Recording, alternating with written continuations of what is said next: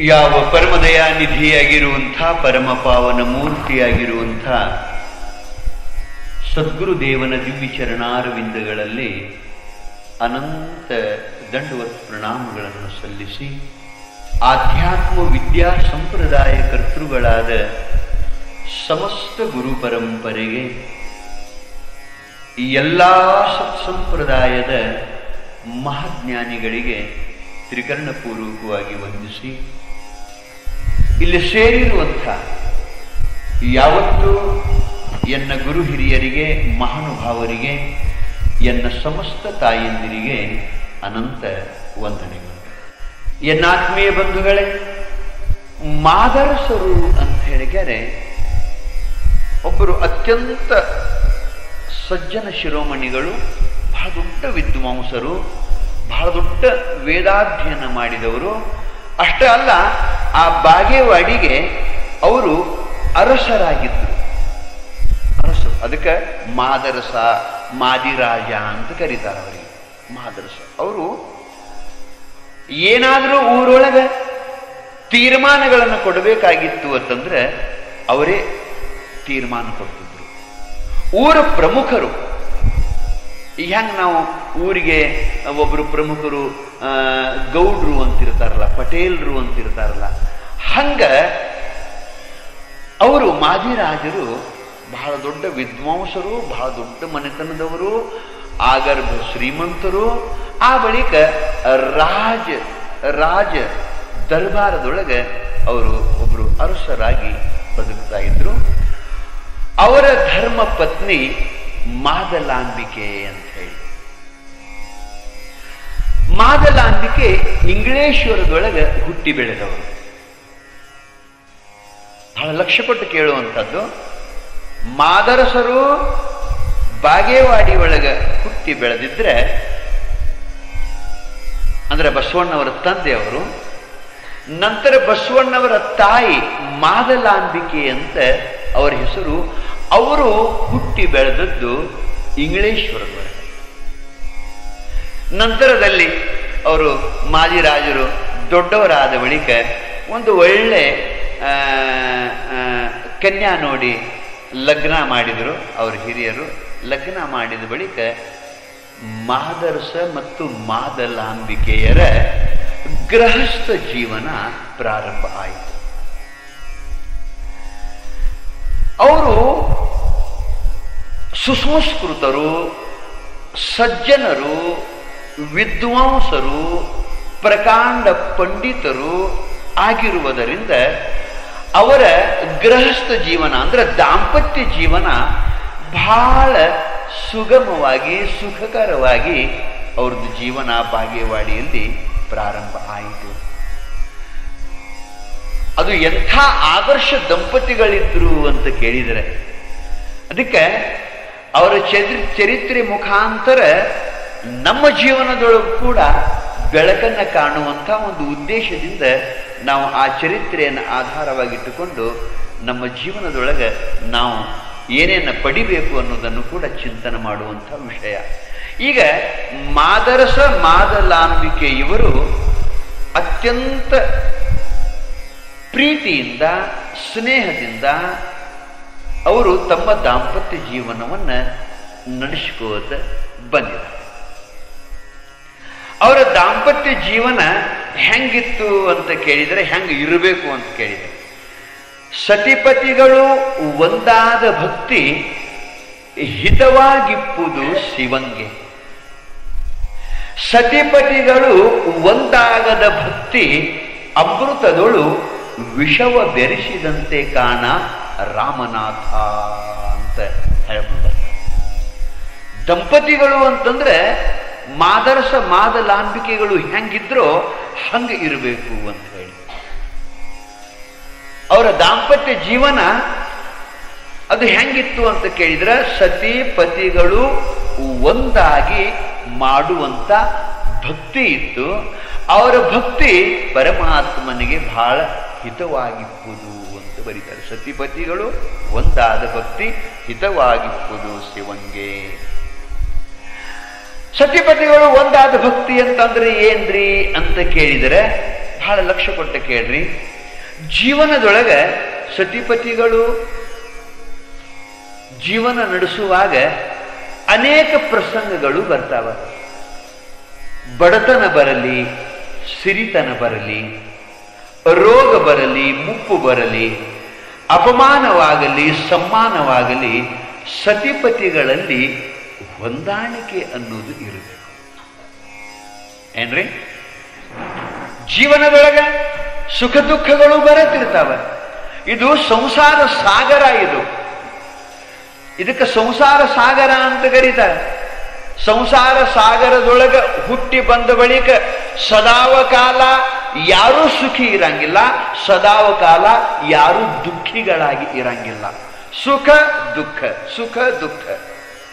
ಇದಕ್ಕೆ ಸಂಸಾರ ಸಾಗರ ಯಾಕಂದ್ರು ಅಂತ ಕೇಳಿದ್ರೆ, ಸಾಗರದೊಳಗೆ ಹೆಂಗ ತೆರಿಗಳು ಬರ್ತಿರ್ತಾವಲ್ಲ, ಒಂದಾದ ಕೂಡಲೇ ಒಂದು, ಒಂದಾದ ಕೂಡಲೇ ಒಂದು ತೆರಿ ಹಿಂದೆ ಇನ್ನೊಂದು ತೆರಿ ತಯಾರ ಇರ್ತದೆ. ರಾತ್ರಿ ಹಗಲಿ ಆ ತೆರೆಗಳು ಬರತಿರ್ತಾವ.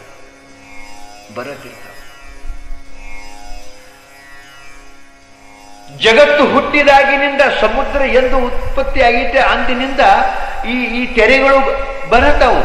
ಹಂಗ ಸಂಸಾರ ಸಾಗರದೊಳಗೆ ನಾವು ನೀವು ಹುಟ್ಟಿ ಬಂದ ಬಳಿಕ ದಾಂಪತ್ಯ ಜೀವನ ನಡೆಸ್ತಾ ಇರೋ ಪ್ರಸಂಗದೊಳಗೆ ಒಮ್ಮೆ ಬಡತನ ಬರ್ತೈತಿ, ಒಮ್ಮೆ ಶ್ರೀಮಂತಿಗೆ ಬರ್ತೈತಿ, ಒಮ್ಮೆ ರೋಗ ಬರ್ತೈತಿ, ಒಮ್ಮೆ ಆರಾಮವಾಗಿ ಇರ್ತೀವಿ, ಒಮ್ಮೆ ನಮಗ ಅಪಮಾನ ಆಗ್ತೈತಿ, ಒಮ್ಮೊಮ್ಮೆ ಸನ್ಮಾನ ಸಿಗ್ತೈತಿ. ಏನೇ ಇದ್ರೂ ಕೂಡ ಆ ಪ್ರಸಂಗಗಳನ್ನ ಎದುರಿಸಬೇಕಾಗಿತ್ತು ಅಂತಂದ್ರೆ ಆವಾಗ ಸತಿಪತಿಗಳು ಒಂದಾಗಿ ಎದುರಿಸಬೇಕಾಗ್ತೈತಿ. ಅದಕ್ಕೆ ಸತಿಪತಿಗಳು ಒಂದಾದ ಭಕ್ತಿ ಹಿತವಾಗಿಪ್ಪುದು ಶಿವಂಗೆ ಅಂತ ಬರೀತಾರೆ.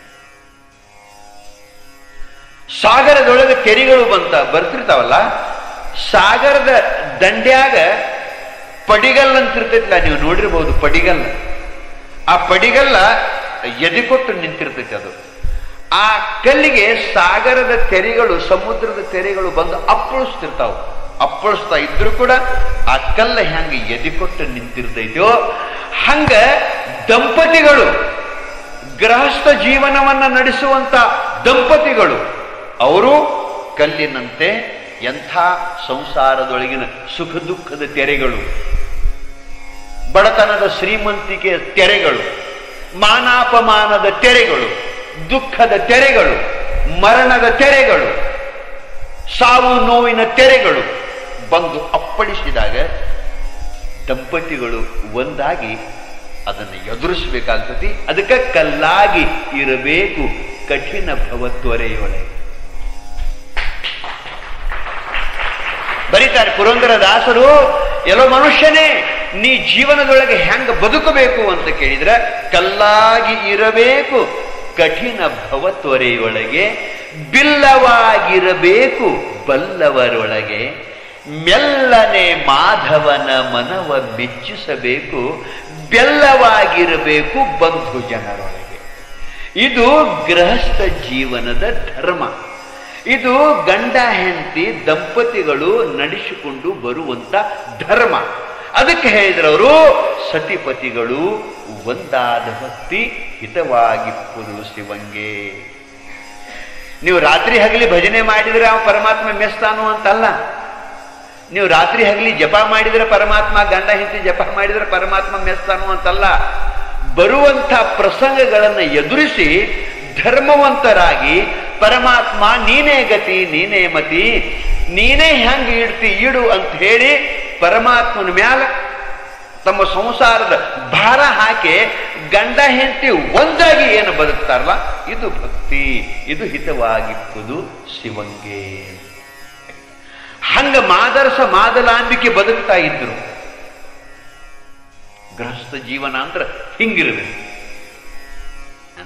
ಕಲ್ಲಾಗಿ ಇರಬೇಕು ಕಠಿಣ ಭವತ್ವರೆಯೊಳಗೆ, ಕಲ್ಲಾಗಿ ಇರಬೇಕು, ಎದೆಗೊಟ್ಟು ನಿಂದಿರಬೇಕು. ಎಂಥ ಪ್ರಸಂಗ ಬಂದರೂ ಕೂಡ ಮನುಷ್ಯ ಕಾಲ ಕಳ್ಕೋಬಾರ್ದು, ಏನಾರ ಜೀವಕ್ಕೆ ಮಾಡ್ಕೋಬಾರ್ದು, ಎದುರಿಸ್ಬೇಕು. ಒಬ್ಬೊಬ್ರು ಏನಾರ ಸ್ವಲ್ಪ ಹಂಗು ಹಿಂಗು ಆತು ಅಂತಂದ್ರೆ, ಹೆಚ್ಚು ಕಡಿಮೆ ಆತು ಅಂತಂದ್ರೆ ಅತ್ಯಂತ ಪ್ರೀತಿಗೆ ಪಾತ್ರವಾದವರು ಯಾರ ತೀರ್ಕೊಂಡ್ರು ಅಂತಂದ್ರೆ ಮನುಷ್ಯ ಏಕದಮ್ ಕಾಲ ಕಳ್ಕೊಂಡು ಏನಾರ ಜೀವನ ಮಾಡ್ಬೋದಿರ್ತಾನೋ, ಆತ್ಮಹತ್ಯೆ ಮಾಡ್ಬೋದಿರ್ತಾನೋ, ಅದು ಮಹಾಪಾಪ. ಅದಕ್ಕೆ ನಮ್ಮ ಶರಣರು ಹೇಳ್ತಾರೋ ಹೆಂಗಿರಬೇಕು ಅಂತ ಕೇಳಿದ್ರೆ, ಕಲ್ಲಾಗಿ ಇರಬೇಕು ಕಠಿಣ ಭವ ತೊರೆಯೊಳಗೆ, ಬಿಲ್ಲವಾಗಿರಬೇಕು ಬಲ್ಲವರೊಳಗೆ. ಸಮಾಜದೊಳಗೆ ಹೆಂಗಿರ್ಬೇಕು? ಬಲ್ಲವರ ಮಧ್ಯದೊಳಗೆ 4 ಮಂದಿಯಾಗಿ ಹೆಂಗಿರ್ಬೇಕು? ಬಿಲ್ ಹೆಂಗ ಬಾಗಿರ್ತೈತ್ಲ ಹಂಗ ವಿನಯದಿಂದ ಇರಬೇಕೇ ಹೊರತು ಅಹಂಕಾರದಿಂದ ಶಟದಾಡಬಾರದು. ವಿನಯದಿಂದ, ಅದಕ್ಕೆ ಬಿಲ್ಲವಾಗಿರಬೇಕು ಬಲ್ಲವರೊಳಗೆ. ಇಷ್ಟ ಅಲ್ಲ, ಮೆಲ್ಲನೆ ಮಾಧವನ ಮನವ ಮೆಚ್ಚಿಸಬೇಕು.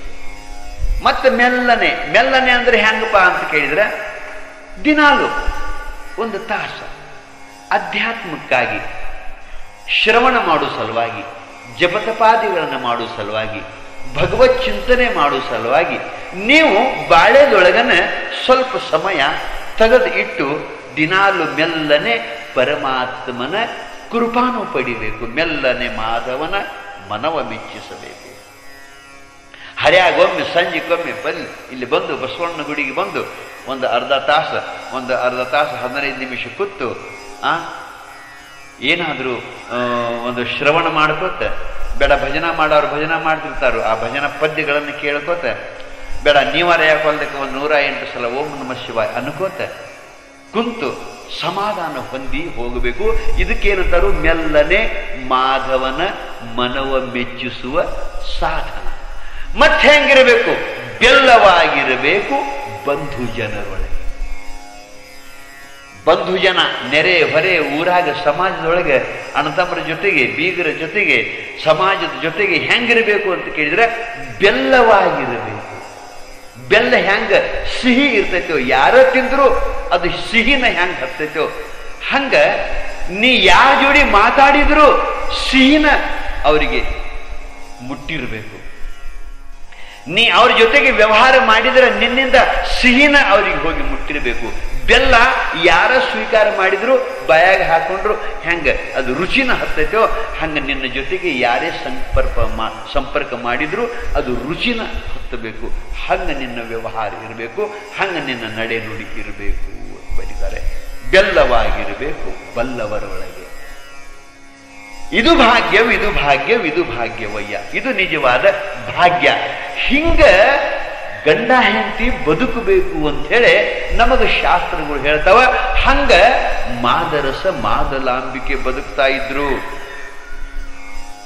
ಬಾಗೇವಾಡಿಯಲ್ಲಿ. ಮತ್ತೆ ಇನ್ನೊಂದು ನಿಮಗೆ ಹೇಳ್ದನು, ಧರ್ಮಪತ್ನಿಯ ಲಕ್ಷಣಗಳು ಅಂತಿರ್ತಾವ. ಧರ್ಮಪತ್ನಿ, ನಿಜವಾದ ಪತಿವ್ರತೆಯಾಗಿರುವಂಥ ಧರ್ಮಪತ್ನಿಯ ಲಕ್ಷಣ ಏನು ಅಂತ ಕೇಳಿದರೆ ಇಷ್ಟು ಚಂದ ಬರೀತಾರೆ. ಬಹಳ ಲಕ್ಷ್ಯ ಕೊಟ್ಟು ಕೇಳಬೇಕು ನೀವು. ಬರೀತಾರೆ ಏನು ಅಂತ ಕೇಳಿದರೆ, ಅನುಕೂಲಾಂ ವಿಮಲಾಂಗೀಂ ಕುಲಜಾಂ ಕುಶಲಾಂ ಸುಶೀಲ ಸಂಪನ್ನಾಂ ಪಂಚಲಕಾರಾಂ ಭಾರ್ಯಾಂ ಪುರುಷ ಪುಣ್ಯೋದಯ ಲಭ್ಯತೆ. ಒಬ್ಬ ಪುರುಷನಿಗೆ, ಪತಿಗೆ, ಗಂಡನಿಗೆ ಒಬ್ಬ ಸದ್ಗುಣ ಸಂಪನ್ನೆಯಾದಂಥ ಪತ್ನಿ ಸಿಗಬೇಕಾಗಿತ್ತು ಅಂತಂದ್ರೆ ಅದು ಪುಣ್ಯದ ಫಲರೂಪವಾಗಿ ಸಿಗ್ತಾಳು ಅಂತ ಶಾಸ್ತ್ರಗಳು ಬರೀತಾರೆ. ಶಾಸ್ತ್ರಗಳು ಹೇಳ್ತಾರೆ. ಪಂಚಲಕಾರಾಂ ಭಾರ್ಯಾಂ ಪುರುಷ ಪುಣ್ಯೋದಯ ಲಭತೆ ಅಂತ ಬರೀತಾರೆ. ಹಂಗ ಮಾದರಸನಿಗೆ ಮಾದಲಾಂಬಿಕೆ ಅನ್ನುವಂಥ ಧರ್ಮ ಪತ್ನಿ ಪಂಚಲಕಾರದಿಂದ ಕೂಡಿರುವಂಥ ಧರ್ಮ ಪತ್ನಿಯಾಗಿದ್ಲು. ಪಂಚಲಕಾರ ಅಂತಂದ್ರೆ ಇಲ್ಲಿ ಪಂಚಲಕಾರ ಅಂತಂದ್ರೆ ಇಲ್ಲಿ ಕೇಳು, ಅನುಕೂಲಾಂ ಅಂದ್ರೆ ಅನುಕೂಲ ಅನ್ನೋದ್ರಲ್ಲಿ ಒಂದು ಲಕಾರ ಐತಲ್ಲ, ಅದ್ರದ್ದು ಏನು ಅದನ್ನ ಒಡೆದು ಹೇಳ್ತೀವಿ ಅನ್ನಕ ಸುಮ್ಮ ಕೇಳು. ಅನುಕೂಲಾಂ ಅಂದ್ರೆ ಅದು ಇಲ್ಲಿ ಒಂದು ಲಕಾರ ಐತಲ್ಲ, ಆ ಬಳಿಕ ವಿಮಲಾಂಗೀಂ ಇಲ್ಲೊಂದು ಲಕಾರ ಐತಲ್ಲ ವಿಮಲಾಂಗೀಂ, ಆ ಬಳಿಕ ಕುಲಜಾಂ, ಕುಲ ಇಲ್ಲೊಂದು ಐತಲ್ಲ ಲಕಾರ ಕುಲಜಾಂ, ಆ ಬಳಿಕ ಕುಶಲಾಂ ಇಲ್ಲೊಂದು ಲಕಾರ ಐತಿ. ಅದಾದ ಬಳಿಕ ಸುಶೀಲ ಸಂಪನ್ನ ಇಲ್ಲೊಂದು ಲಕಾರ ಐತಿ. ಇವು ಪಂಚ ಲಕಾರಗಳು ಪಂಚ ಗುಣಗಳನ್ನು ಹೇಳ್ತಾವ. ಇವು ಪಂಚಲಕಾರಾಂ ಭಾರ್ಯಾಂ ಪುರುಷ ಪುಣ್ಯೋದಯಾಲ್ಲಭತೆ. ಈ ಪಂಚ ಲಕಾರದಿಂದ ಕೂಡಿರುವಂತ ಅಂದ್ರೆ ಈ ಪಂಚ ಲಕ್ಷಣಗಳಿಂದ ಕೂಡಿರುವಂತ ಏನ ಧರ್ಮ ಪತ್ನಿ ಅದಾಳಲ್ಲ, ಅದು ಪತಿಗೆ ಅವನು ಮಾಡಿದ ಪುಣ್ಯದ ಫಲರೂಪವಾಗಿ ಸಿಗುತ್ತಾಳು ಅಂತ.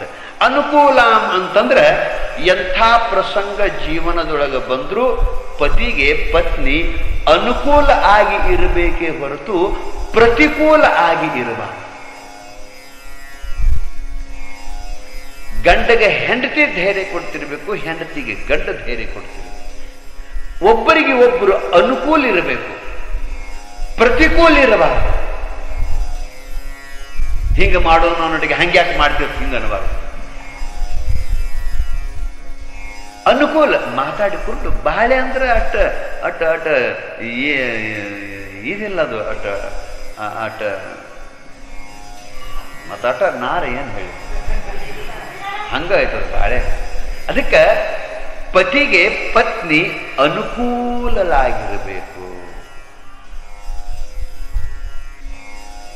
ಅನುಕೂಲ ಅಂದ್ರೆ ಹೆಂಗ ಹೇಳ, ಹಂಗಾರೆ ಇಂಥದೊಂದು ಏನಾರ ಬೇಕ್ರಿ ಅಂತ ಹೆಂಡತಿ ಅಂದ್ಲು ಅಂತ ತಿಳ್ಕೊಳಿ.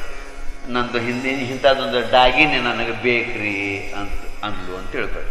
ಇವ ಏನಿಲ್ಲ ಮತ್ತೀಗ ಅನುಕೂಲ ಇಲ್ಲ, ಮತ್ತೆ ಯಾವಾಗಾರ ರೊಕ್ಕದ ಅನುಕೂಲ ಆತಂದ್ರೆ ಆವಾಗ ತಗೊಳ್ಳೋನು ಅಂತ ಇವ್ ಅಂದ ಆತಂದ್ರೆ ಅದಕ್ಕೆ ಹ್ಞೂ ಅಂದ್ರೆ ಇದು ಅನುಕೂಲ. ಏನಿಲ್ಲ ನಿಮಗೆ ಯಾವಾಗ ಅನುಕೂಲ ಆಕತಿ ಆವಾಗ ತಂದು ಕೊಡ್ರಿ ಅಂತಂದ್ರೆ ಇದು ಅನುಕೂಲ. ನೀ ಏನು ಬೇಕಾದ ಮಾಡ,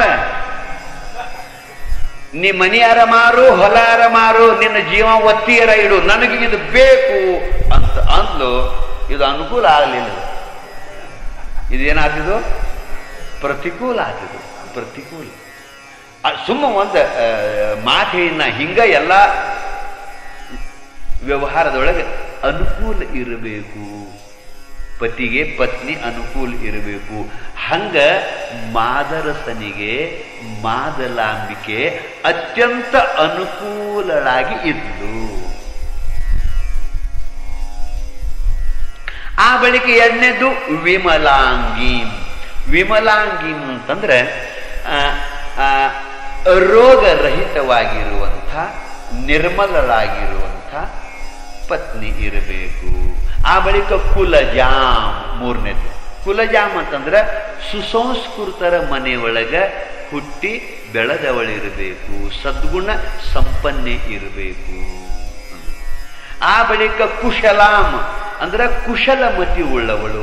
ಜೀವನದೊಳಗೆ ಎಂಥ ಪ್ರಸಂಗ ಬಂದರೂ ಕೂಡ ಕುಶಲಮತಿಯಿಂದ ಆ ಪ್ರಸಂಗಗಳನ್ನ ನಿವಾರಣೆ ಮಾಡಿ ಬದುಕುವಂಥವಳಿರಬೇಕು. ಸುಶೀಲ ಸಂಪನ್ನಾಂ ಅಂದ್ರೆ ಸುಶೀಲ ಸಂಪನ್ನಳಿರಬೇಕು, ಸದ್ಗುಣ ಸಂಪನ್ನಳಿರಬೇಕು. ಹಿಂಗ ಪಂಚಲಕಾರ ಉಳ್ಳಂತ ಹೆಂಡತಿ ಪತಿಗೆ ಸಿಗಬೇಕಾಗಿತ್ತು ಅಂತಂದ್ರೆ ಪತಿನೂ ಬಹಳ ಪುಣ್ಯ ಮಾಡಿರಬೇಕು, ಆವಾಗ ಹಿಂಗ ಸಿಗುತ್ತಾಳು ಅಂತ ಶಾಸ್ತ್ರಗಳು ಹೇಳ್ತಾವ. ಹಂಗ ಮಾದರಸನಿಗೆ ಅತ್ಯಂತ ಅನುಕೂಲಳಾದಂಥ ಮಾದಲಾಂಬಿಕೆ ಧರ್ಮ ಪತ್ನಿ ಅವನಿಗೆ ದೊರೆತಿದ್ಲು. ಅಷ್ಟೇ ಅಲ್ಲ, ಮತ್ತ ಧರ್ಮ ಪತ್ನಿ ಬಗ್ಗೆ ಹೇಳ್ಕೊಂಡು ಬರ್ತಾರೆ. ಏನು ಅಂತ ಕೇಳಿದ್ರೆ, ಕಾರ್ಯೇಷು ಮಂತ್ರಿ, ಕರಣೇಶು ದಾಸಿ, ಭೋಜ್ಯೇಷು ಮಾತಾ, ಶಯನೇಶು ರಂಭ, ಕ್ಷಮಯಾ ಧರಿತ್ರಿ, ಆಪತ್ಸು ಮಿತ್ರಂ, ಷಡೇತಿ ಧರ್ಮಪತ್ನಿ ಲಕ್ಷಣಂ ಅಂತ ಇನ್ನೊಂದು ಕಡೆ ಹೇಳ್ತಾರೆ. ಧರ್ಮಪತ್ನಿಯ ಲಕ್ಷಣ ಏನೇನು ಅಂತ ಕೇಳಿದ್ರೆ, ಕಾರ್ಯೇಶು ಮಂತ್ರಿ. ಈಗ ಒಬ್ಬ ರಾಜ ಇರ್ತಾನೆ. ರಾಜ ಯಾವ್ದಾರ ಒಂದು ಆಯೋಜನೆ, ಒಂದು ಯೋಜನಾ ಹಾಕ್ತಾನೆ.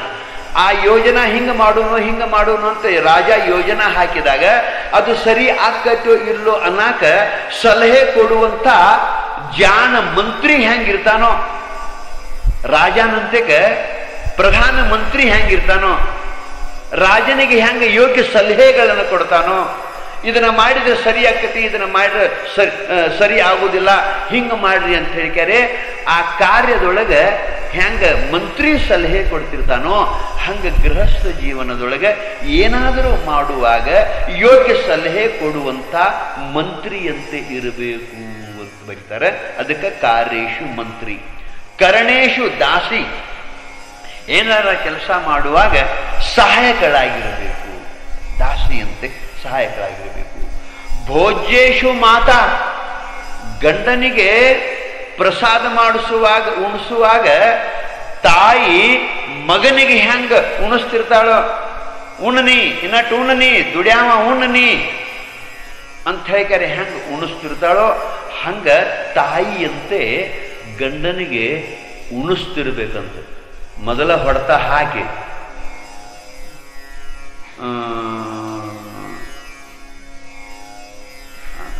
ನಿಮಗೆ ತಿಳಿತೀವಿಲ್ಲ, ಆಮೇಲೆ ಶಿವಮ್ಮ ಹೇಳೋದೇ ಸಾಕು, ಹೇಳಿದ್ರ ಸಾಕು. ಅಂದ್ರೆ ತಾಯಿಯಂತೆ ಕಳಕಳಿಯಿಂದ ಉಣಿಸುವಂಥ ಇರಬೇಕು. ಭೋಜ್ಯೇಶು ಮಾತಾ ಶಯನೇಶು ರಂಭ, ದಾಂಪತ್ಯ ಜೀವನದೊಳಗೆ ಸುಖವಾಗಿ ಅನುಕೂಲ ಆಗಿರಬೇಕು. ಕ್ಷಮಯಾ ಧರಿತ್ರಿ ಅಂತಂದ್ರೆ ಕ್ಷಮಾಗುಣದೊಳಗೆ ಸಹನಶೀಲದೊಳಗೆ ಭೂಮಿಯಂತೆ ಇರಬೇಕು ಅಂತ. ನೋಡ್ರಿ, ನಾವು ಭೂಮಿ ಮ್ಯಾಲ ರಗಡ ತುಳಿದಾಡ್ತೀವಿ, ಮಲಮೂತ್ರ ವಿಸರ್ಜನೆ ಮಾಡ್ತೀವಿ, ಏನೆಲ್ಲ ಮಾಡ್ತೀವಿ, ಆದರೂ ಕೂಡ ಆ ಭೂಮಿ ಅದನ್ನೆಲ್ಲ ಹೆಂಗ ಸಹನ ಮಾಡಿಕೊಂಡು ಇರ್ತೈತೋ ಹಂಗ ಸಹನ ಮಾಡಿಕೊಳ್ಳುವಂಥ, ಕ್ಷಮಾ ಮಾಡುವಂಥ, ಕ್ಷಮಾಗುಣವುಳ್ಳಂಥ ಇರಬೇಕು ಅಂತೇಳಿ. ಆಪತ್ಸು ಮಿತ್ರಂ, ಆಪತ್ ಕಾಲದೊಳಗೆ ಮಿತ್ರನಂತೆ ಹೆಗಲಿಗೆ ಹೆಗಲು ಕೊಡಬೇಕು ಅಂತಿರ್ತಾರಲ್ಲ. ಬೇಕಾದಂತ ಕಷ್ಟ ಬಂದ್ರು ಅಂಜಬೇಡ ಅಂತ ಒಬ್ಬ ಸ್ನೇಹಿತ ಹೆಂಗ ಧೈರ್ಯ ಹೇಳ್ತಿರ್ತಾನೋ ಹಂಗ ಧೈರ್ಯ ಹೇಳುವಂತ ಆಪತ್ತು ಕಾಲದೊಳಗೆ ಮಿತ್ರನಂತೆ ಇರಬೇಕು ಅಂತ ಹೇಳಿಕರೆ ಆಪತ್ಸು ಮಿತ್ರಂ ಷಡೇತಿ. ಈ 6 ಗುಣಗಳೇನದಾವಲ್ಲ ಇವು ಧರ್ಮ ಪತ್ನಿಯ ಲಕ್ಷಣಗಳು ಅಂತ ಬರೀತಾರ. ಹಿಂಗ 6 ಗುಣಗಳಿಂದ ಕೂಡಿರುವಂಥ, ಪಂಚಲಕಾರದಿಂದ ಕೂಡಿರುವಂಥ ಧರ್ಮಪತ್ನಿ ಇದ್ಲು. ಯಾರು ಅಂತ ಕೇಳಿದ್ರೆ ಮಾದರಸನ ಧರ್ಮಪತ್ನಿಯಾದಂಥ ಮಾದಲಾಂಬಿಕೆ. ಇನ್ನು ಧರ್ಮಪತ್ನಿ ಹಿಂಗಿರಬೇಕು, ಮತ್ತ ಪತಿ ಹೆಂಗಿರಬೇಕು? ನಾವು ಹೆಂಗಾರಿದ್ರು ನಡೀತೈತೆ? ಹಂಗ್ಯಾಂಗಾಗ್ತದೆ? ಹಂಗಂಗಲ್ಲ. ಹಂಗಾರ ಪತಿ ಆದವ ಹೆಂಗಿರಬೇಕು? ಧರ್ಮಪತಿಯ ಲಕ್ಷಣಗಳೇನು? ಇದು ಹೆಣ್ಮಕ್ಳ ಬಗ್ಗೆ ಹೇಳಿದ್ವು. ಗಂಡು ಮಕ್ಕಳ ಬಗ್ಗೆ ನಮ್ಮ ಕಂಪನಿ. ಅದಕ್ಕೆ ಧರ್ಮಪತಿಯ ಲಕ್ಷಣ ಏನು ಅಂತ ಕೇಳಿದ್ರೆ ಲಕ್ಷ್ಯ ಕೊಟ್ಟು ಕೇಳ್ರಿ. ಅವ ಶ್ರೀರಾಮಚಂದ್ರನಂತೆ ಏಕಪತ್ನಿ ವೃತಸ್ಥನಾಗಿರಬೇಕು. ಬಹಳ ಲಕ್ಷ್ಯ ಕೊಟ್ಟು ಕೇಳ್ರಿ. ಶ್ರೀರಾಮಚಂದ್ರನಂತೆ ಏಕಪತ್ನಿ ವೃತಸ್ಥನಾಗಿರಬೇಕು. ಶ್ರೀರಾಮ ಏನು ಮಾಡಿದ ಗೊತ್ತದೆ? ತನ್ನ ಧರ್ಮಪತ್ನಿಯಾದಂಥ ಸೀತಾ ಒಬ್ಬಾಕಿನ ಬಿಟ್ರೆ ಉಳುಕಿ ಹೆಣ್ಮಕ್ಕಳೆಲ್ಲ ನನ್ನ ಮಾತಾ ಅಂತ ನೋಡ್ತಿದ್ದ. ಸೀತಾ ಒಬ್ಬಾಕಿನ ಬಿಟ್ರೆ, ಧರ್ಮಪತ್ನಿಯಾದಂಥ ಸೀತಾ ಒಬ್ಬಾಕಿನ ಬಿಟ್ರೆ ಉಳುಕಿ ಹೆಣ್ಮಕ್ಕಳೇನದಾರಲ್ಲ ಅವರು ನನ್ನ ಹಡದ ಮಾತಾ ಅಂತ ನೋಡ್ತಿದ್ದ. ಅದಕ್ಕೆ ಏಕಪತ್ನಿ ವೃತಸ್ಥನಾಗಿದ್ದ. ಒಮ್ಮೆ ರಾವಣ ಸೀತಾಮಾತೆಯನ್ನು ಅಪಹರಿಸಿಕೊಂಡು ಹೋದಾಗ ರಾಮನಿಗೆ ಯಜ್ಞ ಮಾಡುವ ಪ್ರಸಂಗ ಬರ್ತದೆ. ಯಜ್ಞ ಮಾಡುವಾಗ ಗಂಡ ಹೆಂಡತಿ ಕೂಡಿ ಕುಂಡ್ರಬೇಕನ್ನೋದು ನೇಮ ಐತಿ. ಗಂಡ ಹೆಂಡತಿ ಕೂಡಿ ಕುಂಡ್ರಬೇಕು ಅಂತಂದ್ರ ಸೀತಾನ ರಾವಣ ಅಪಹರಿಸ್ಕೊಂಡು ಹೋಗಿದ್ದ. ಹಂಗಾರ ಅವಂಗ ರಾಮನಿಗೆ ಏನಂದ್ರು, ನೀವು ಒಬ್ಬಗ ಕುತ್ಕ್ಯಾರಿ ಯಜ್ಞ ಮಾಡಕ್ ಬರಂಗಿಲ್ಲ, ನೀ ಇನ್ನೊಂದು ಲಗ್ನ ಆಗಂದ್ರ ಅವ್ ಮಂತ್ರಿಗಳು ಅವರು ಇವರು ಇನ್ನೊಂದು ಲಗ್ನ ಆಗಂದ್ರು. ಅವಿಲ್ಲ, ನಾ ಏಕಪತ್ನಿ ವ್ರತವನ್ನ ಧಾರಣ ಮಾಡೀನಿ. ಹೆಂಗ ಪತಿವ್ರತ ತನ್ನ ಪತಿಯನ್ನ ಬಿಟ್ರೆ ಉಳುಕಿದವರನ್ನೆಲ್ಲ ಹೆಂಗ ಸಹೋದರ ಭಾವದಿಂದ ತಂದೆ ಭಾವದಿಂದ ನೋಡ್ತಿರ್ತಾಳೋ ಹಂಗ ರಾಮ ಹೇಳ್ತಾನೋ, ನಾನು ಏಕ ಪತ್ನಿ ವ್ರತಸ್ಥ ನಾಗಿನಿ, ಆ ವ್ರತವನ್ನು ಧಾರಣ ಮಾಡೀನಿ. ಸೀತಾ ಒಬ್ಬಾಕಿನ ಬಿಟ್ರೆ ಉಳಿದವರೆಲ್ಲ ನನ್ನ ಮಾತಾ ಅಂದ ಬಳಿಕ ನಾನು ಇನ್ನೊಂದು ಲಗ್ನ ಆಗಾಕ ಬರಂಗಿಲ್ಲ, ಆಗಂಗಿಲ್ಲ. ಮತ್ತೆ ನೀ ಲಗ್ನ ಆಗಲಿಲ್ಲ ಅಂತಂದ್ರೆ, ನಿನ್ನ ಮಗ್ಗಲಕ್ಕೆ ಹೆಂಡತಿ ಕುಂಡಿರ್ಲಿಲ್ಲ ಅಂತಂದ್ರೆ ನಿನಗೆ ಯಜ್ಞ ಮಾಡೋ ಅಧಿಕಾರ ಇಲ್ಲ. ಹಂಗಾರೆ ಯಜ್ಞ ಮಾಡೋದು ಬಿಟ್ಟು ಬಿಡು ಅಂದ್ರು. ಇಲ್ಲ, ಯಜ್ಞ ಮಾಡಬೇಕಂದ್ರು. ಯಜ್ಞ ಮಾಡಬೇಕಾತಂದ್ರ ಮತ್ತು ಸೀತಾ ಇಲ್ಲ, ಇನ್ನೊಂದು ಲಗ್ನ ಆಗುವತ್ತಂದ್ರು. ಅವಾಗ ಮಂತಾನು ಸೀತಾ ಇರ್ಲಿಕ್ಕೇನಾತು, ಸೀತಾನ ಒಂದು ಮೂರ್ತಿ ಮಾಡಿಕೆ ನಾ ಮಗ್ಗಲ್ದಾಗ ಕುಂಡಿಸ್ಕೋತನು ಅಂದ. ಅದಕ್ಕೆ ಒಂದು ಸೀತಾನ ಕಂಚಿನ ಮೂರ್ತಿ ಮಾಡಿಕೆರೆ ಮಗ್ಗಲಕ್ಕೆ ಕುಂಡ್ರಿಸ್ಕೊಂಡು ಯಜ್ಞ ಮಾಡಿದ. ಹೊರತು ರಾಜ ಇದ್ದ, ಅವನ ಲಗ್ನ ಆಗಕ್ಕೆ ತಯಾರಾಗಿದ್ರು, ಎಷ್ಟು ಬೇಕಾದಷ್ಟು ಮಂದಿ ಬರ್ತಿದ್ರು. ಖರೆ ಇನ್ನೊಬ್ಬಕ್ಕಿನ ಆಗಲಿಲ್ಲ. ಇದೇನು ಹೇಳ್ತೈತೆ ಅಂದ್ರೆ, ಒಬ್ಬ ಪತಿಯಾದವನು ಏಕಪತ್ನಿ ವ್ರತಸ್ಥನಾಗಿರ್ಬೇಕು. ಇದು ಧರ್ಮಪತಿಯ ಲಕ್ಷಣ. ಇನ್ನು ನಮ್ಮ ಕಂಪನಿ ಹಂಗಿಲ್ಲ. ನಮ್ಮ ಕಂಪನಿ ಏನಂತ ಕೇಳಿದ್ರೆ, ಹೆಂಡತಿ ಸೀತಾನಂಗಿರ್ಬೇಕನ್ನೋರು. ಹೆಂಡತಿ ಮಾತ್ರ ಸೀತಾನಂಗಿರ್ಬೇಕು, ಮತ್ತೆ ತಾ ರಾವಣನಂಗ ಇರವ.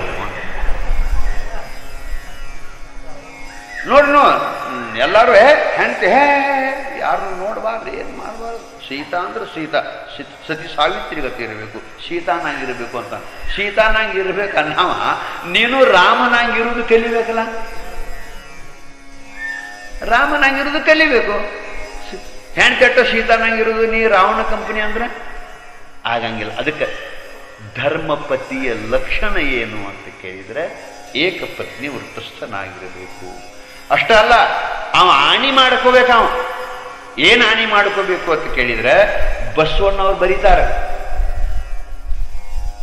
ಎಲ್ಲಿ ನೋಡಿದಳಲ್ಲಿ ಮನವೆಳಸಿದಲ್ಲಿ ನಿಮ್ಮಾಣೆ ನಿಮ್ಮ ಪ್ರಮಥರಾಣೆ ಪರವಧುವನ್ನು ಮಹಾದೇವಿ ಎಂದು ಕಾಂಬೆನು ಕೂಡಲ ಸಂಗಮ ದೇವ.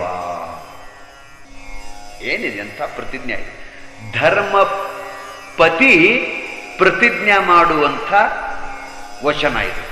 ಎಲ್ಲಿ ನೋಡಿದಳಲ್ಲಿ, ನೋಡ್ರಿ, ನಾನು ದಾರ್ಯಾಗ ಹೋಗುವಾಗ ನನ್ನ ಎದುರಿಗೆ ಹೆಣ್ಮಕ್ಳು ಬಂದ್ರು ಅಂತಂದ್ರೆ, ಎಲ್ಲಿ ನೋಡಿದಳಲ್ಲಿ ಅವ್ರನ್ನ ನೋಡುವಾಗ, ಮನವೆಳಸಿದಲ್ಲಿ, ನಾ ಮನ್ಯಾಗನ ಕೂತಿದ್ನಿ, ಎಲ್ಲೋ ಹೊಂಟಿದ್ನಿ, ಹಿಂದಕ್ಕೆ ಯಾರನಾರ ನೋಡಿದ್ದು ನೆನಪಾತಂದ್ರೆ, ಹೆಣ್ಮಕ್ಳದ್ದು ನೆನಪಾತಂದ್ರೆ ಆ ಟೈಮ್ಗೂ ಎದುರಿಗೆ ಬಂದಾಗ ಕಣ್ಣಿಲ್ಲೇ ನೋಡುವಾಗನು ಹಿಂದಕ್ಕೆ ನೋಡಿದಂತ ಹೆಣ್ಮಕ್ಳು ನನಗ ನೆನಪಾದಾಗನು, ಎಲ್ಲಿ ನೋಡಿದಳಲ್ಲಿ ಮನವೆಳಸಿದಲ್ಲಿ ನಿಮ್ಮಾಣೆ ನಿಮ್ಮ ಪ್ರಮಥರಾಣೆ. ಹೇ ಪರಮಾತ್ಮ, ನಿನ್ನ ಆಣಿ ಮಾಡಿ ಪ್ರತಿಜ್ಞೆ ಮಾಡಿ ಹೇಳ್ತನು, ನಿಮ್ಮಾಣೆ ನಿಮ್ಮ ಪ್ರಮಥರಾಣೆ ಪರೋವಧುವನ್ನು ಪರಸ್ತ್ರೀಯರನ್ನು ಮಹಾದೇವಿ ಎಂದು ಕಾಂಬೆನು ಕೂಡಲ ಸಂಗಮ ದೇವ. ಪರಸ್ತ್ರೀಯರನ್ನ ನೋಡುವಾಗಲಿ ಅವ್ರನ್ನ ನೆನೆಸುವಾಗಲಿ ನಾ ಮಹಾದೇವಿ ಅಂತ ನೋಡ್ತನು.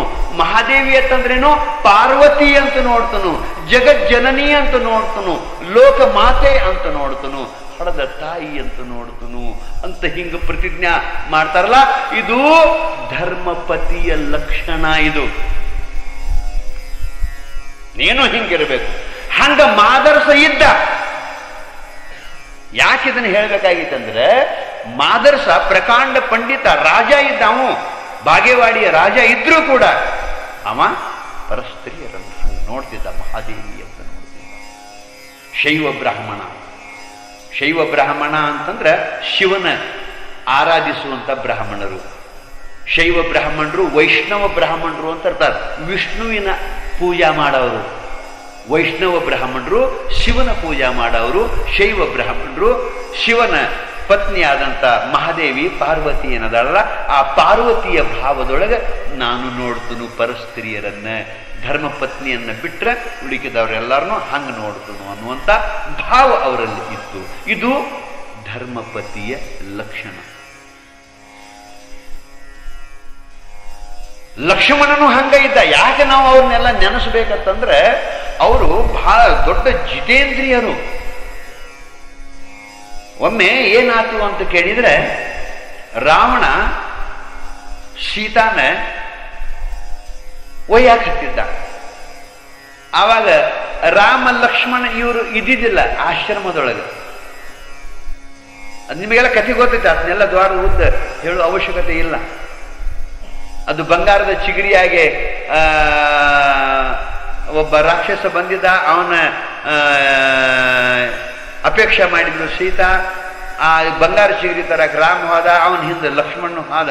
ನಂತರ ರಾವಣ ಬಂದು ಕೇಳಿ ಸೀತಾನ ಅಪಹರಿಸಿಕೊಂಡು ಹೋದ. ನಿಮ್ಗೆ ಗೊತ್ತೈತೆ ಕಥೆ ಅದು.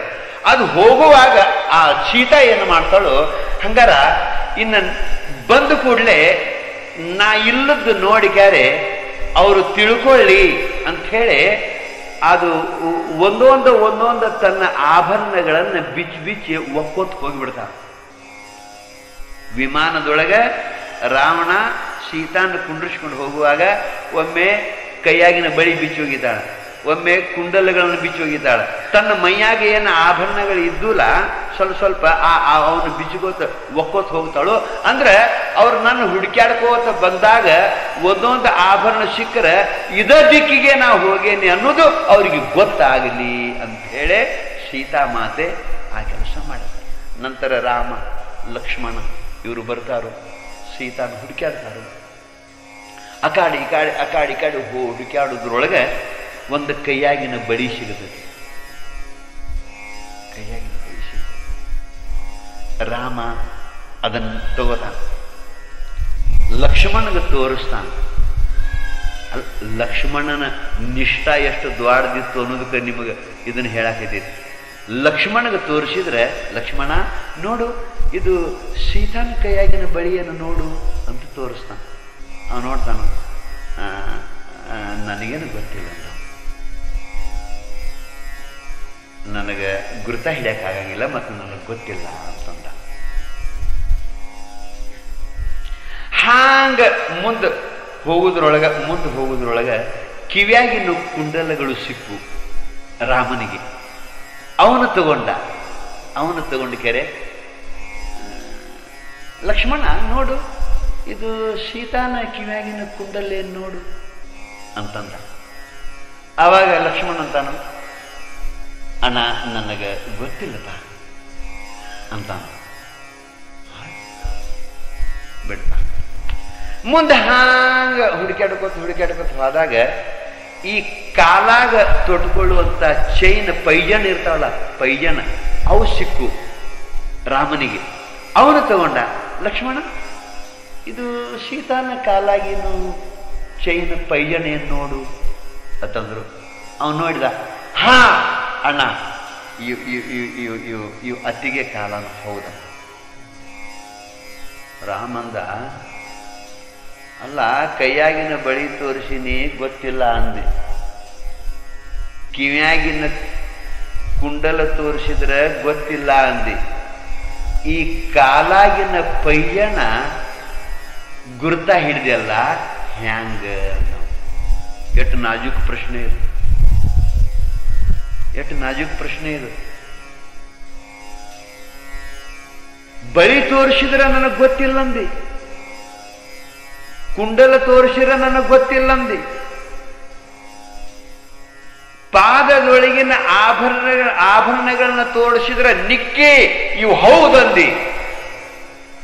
ಯಾವ ಆಧಾರ ಮ್ಯಾಲಂದಿ ನೀನು? ಹೆಂಗಂದಿ ನೀನು ಅಂತ ಕೇಳಿದಾಗ ಇಷ್ಟು ಚಲೋ ಹೇಳ್ತಾನ ಶ್ಲೋಕ. ಲಕ್ಷ್ಯ ಕೊಟ್ಟು ಕೇಳ್ರಿ. ನಾಹಂ ಜಾನಾಮಿ ಕೇಯೂರೆ ನಾಹಂ ಜಾನಾಮಿ ಕುಂಡಲೆ ನೂಪುರೆ ತ್ವಭಿಜಾನಾಮಿ ನಿತ್ಯಂ ಪಾದಾಭಿವಂದನಾ. ಅಣ್ಣ ನನಗ ಬಳಿ ಗುರ್ತ ಹಿಡಿಯಕ್ಕಾಗಲಿಲ್ಲ. ನಾಹಂ ಜಾನಾಮಿ ಕೇಯೂರೆ, ಕೈಯಾಗಿನ ಬಳಿ ನನಗೆ ಗೊತ್ತಾಗಲಿಲ್ಲ, ನನಗೆ ಗೊತ್ತು ಹಿಡಿಯಕ್ಕಾಗಂಗಿಲ್ಲ. ನಾಹಂ ಜಾನಾಮಿ ಕುಂಡಲೆ, ಕಿವ್ಯಾಗಿನ ಕುಂಡಲಗಳು ನನಗೆ ಗೊತ್ತಿಲ್ಲ. ಆದ್ರೆ ಕಾಲಾಗಿನ ಪೈಜನ್ ನೂಪೂರೆ ತ್ವಭಿಜಾನಾಮಿ, ಕಾಲಾಗಿನ ಪೈಜನ್ ಮಾತ್ರ ನಿಕ್ಕಿ ಹೇಳ್ತನೋ ಇವು ಹೌದಂತೆ. ಯಾವ ಆಧಾರ ಮ್ಯಾಲ ಅಂತ ಕೇಳಿದ್ರೆ ನಿತ್ಯಂ ಪಾದಾಭಿವಂದನಾತ್. ನಾನು ದಿನಾಲು ನಮಸ್ಕಾರ ಮಾಡ್ತಿದ್ನಿ. ಆ ಸೀತಾಮಾತೆಯ ಪಾದಗಳಿಗೆ ನಾನು ನಮಸ್ಕಾರ ಮಾಡ್ತೀನಿ. ನಮಸ್ಕಾರ ಮಾಡುವಾಗ ನನ್ನ ದೃಷ್ಟಿ ಆ ಪೈಜನ ದಿನಾಲು ಹೋಗ್ತಿದ್ದು. ದಿನಾಲು ನೋಡಿ ನೋಡಿ ನೋಡಿ ಇವ ಮಾತಾನು ಹೌದು ಅಂತ ನನಗೆ ಗುರ್ತ ಹಿಡಿಯಕಾತು. ನಾನು ಯಾವಾಗಲೂ ಸೀತಾಮಾತೆಯ ಕೈಗಳನ್ನ ದೃಷ್ಟಿ ನಟ್ಟಿ ನಾನು ನೋಡಿಲ್ಲ.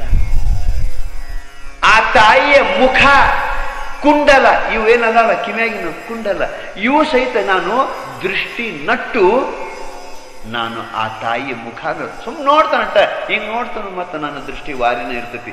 ದೃಷ್ಟಿ ನಟ್ಟಿ ನಾನು ನೋಡಂಗಿಲ್ಲ. ಅದಕ್ಕೆ ಕೈನೂ ಆಗಲಿ ನೋಡಿಲ್ಲ, ಮುಖಾನು ನೋಡಿಲ್ಲ.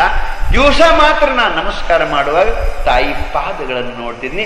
ಅದಕ್ಕೆ ನನಗೆ ಗುರ್ತ ಹಿಡಿಯಾಕ ಆತು ಅಂತಾನಂದ್ರೆ ಒಬ್ಬ ಮೈದುನನ ದೃಷ್ಟಿ ಅಣ್ಣನ ಹೆಂಡತಿ ಬಗ್ಗೆ, ಒಬ್ಬ ಮೈದುನನ ದೃಷ್ಟಿ ಹೆಂಗಿರಬೇಕು, ಪರ ಸ್ತ್ರೀಯರನ್ನ ನೋಡುವಾಗ ಅವನ ಭಾವನೆ ಹೆಂಗಿರಬೇಕು ಅನ್ನೋದನ್ನ ಲಕ್ಷ್ಮಣನಿಂದ ನಮಗೆ ಗೊತ್ತಾಕತಿ. ಏಕ ಪತ್ನಿ ವ್ರತಸ್ಥನಾಗಿರಬೇಕು ಅನ್ನೋದು ನಮಗ ರಾಮನಿಂದ ಗೊತ್ತಾಕತಿ. ಇದು ಧರ್ಮಪತಿಯ ಲಕ್ಷಣಗಳು. ಹಿಂಗ ಮಾದರಸ ಮಾದಲಾಂಬಿಕೆಗಳು ಧರ್ಮ ದಂಪತಿಗಳಾಗಿದ್ರು.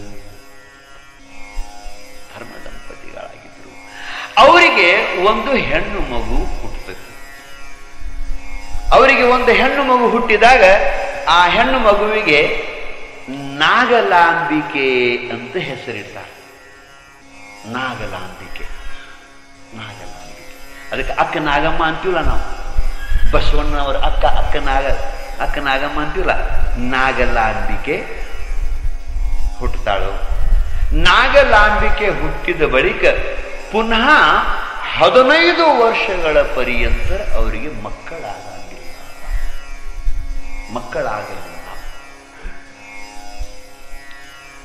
ಮಾದರಸನಿಗೆ ಒಂದು ಹೆಣ್ಣು ಮಗು ಏನಾಯಿತು, ಅವರು ಹೊಟ್ಟಿಲೆ ಅಕ್ಕ ನಾಗಮ್ಮ ಏನು ಹುಟ್ಟಿ ಬಂದ್ಲು. ನಂತರದಲ್ಲಿ 14-15 ವರ್ಷಗಳ ಪರ್ಯಂತ ಅವರಿಗೆ ಮಕ್ಕಳಾಗಲಿಲ್ಲ.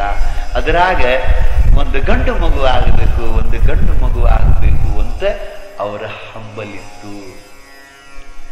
ಬಾಗೇವಾಡಿ ಒಳಗೆ ಹಿಂಗ್ಯಾಂಗ ನಿಮ್ಮಲ್ಲಿ ಇಲ್ಲಿ ಬಸವಣ್ಣ ಗುಡಿ ಐತಲ್ಲ, ಬಸವಣ್ಣ ದೇವಾಲಯ ಐತಲ್ಲ, ಹಂಗ ಬಾಗೇವಾಡಿ ಒಳಗೂ ಕೂಡ ಬಹಳ ದೊಡ್ಡ ನಂದಿ ಬಸವಣ್ಣನ ಗುಡಿ ಐತೆ.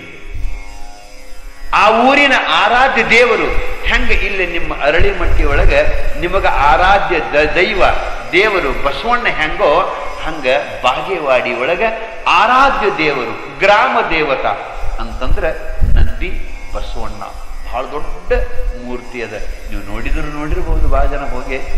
ನಂದಿ ಬಸವಣ್ಣ ಬಹಳ ದೊಡ್ಡ ಮೂರ್ತಿ ಅದ. ಬಹಳ ದೊಡ್ಡ ಪ್ರಾಚೀನ ಕಾಲದ ಗುಡಿ. ಈಗ ಮತ್ತೆ ಸರ್ಕಾರದವರು ಅದನ್ನ ಮತ್ತೆ ಸುಧಾರಣೆ ಮಾಡಕತ್ತಿದ್ದಾರೋ ಆ ಮಾತು ಬೇರೆ. ಆ ನಂದಿ ಬಸವಣ್ಣನ ಗುಡಿ ಅಲ್ಲೇ ಮಾದಲಾಂಬಿಕೆ ದಿನಾಲು ಅಲ್ಲಿ ಹೋಗ್ತಿದ್ಲು. ಅಲ್ಲೇ ನಂದಿ ಪುರಾಣ ಅಂತ ನಡೀತಿತ್ತು. ನಂದಿ ಪುರಾಣ ನಡೆಯುವಾಗ ನಂದಿ ಪುರಾಣದೊಳಗ ಒಂದು ಪ್ರಸಂಗ ಬರ್ತೈತಿ. ಯಾರು ನಂದಿ ವೃತ್ತವನ್ನ ಧಾರಣ ಮಾಡ್ತಾರೋ ಅವರಿಗೆ ಇಷ್ಟಾರ್ಥ ಫಲಗಳು ಪ್ರಾಪ್ತಿ ಆಕ್ಕವು ಅಂತ ಒಂದು ಪುರಾಣದ ಪ್ರಸಂಗದೊಳಗ ಬಂದಾಗ ಆ ಮಾತನ್ನ ಮಾದಲಾಂಬಿಕೆ ಕೇಳ್ತಾಳು. ಹಂಗಾರ ಗ್ರಾಮ ದೇವತೆ ನಂದಿ ಬಸವಣ್ಣನ ವ್ರತಾಧಾರಣ ಮಾಡಿದ್ರೆ ನನಗೊಂದು ಗಂಡು ಮಗು ಆದೀತು ಅನ್ನುವಂಥ ಅಭಿಲಾಷೆಯಿಂದ ನಂದಿ ವ್ರತವನ್ನು ಸ್ವೀಕಾರ ಮಾಡ್ತಾಳು.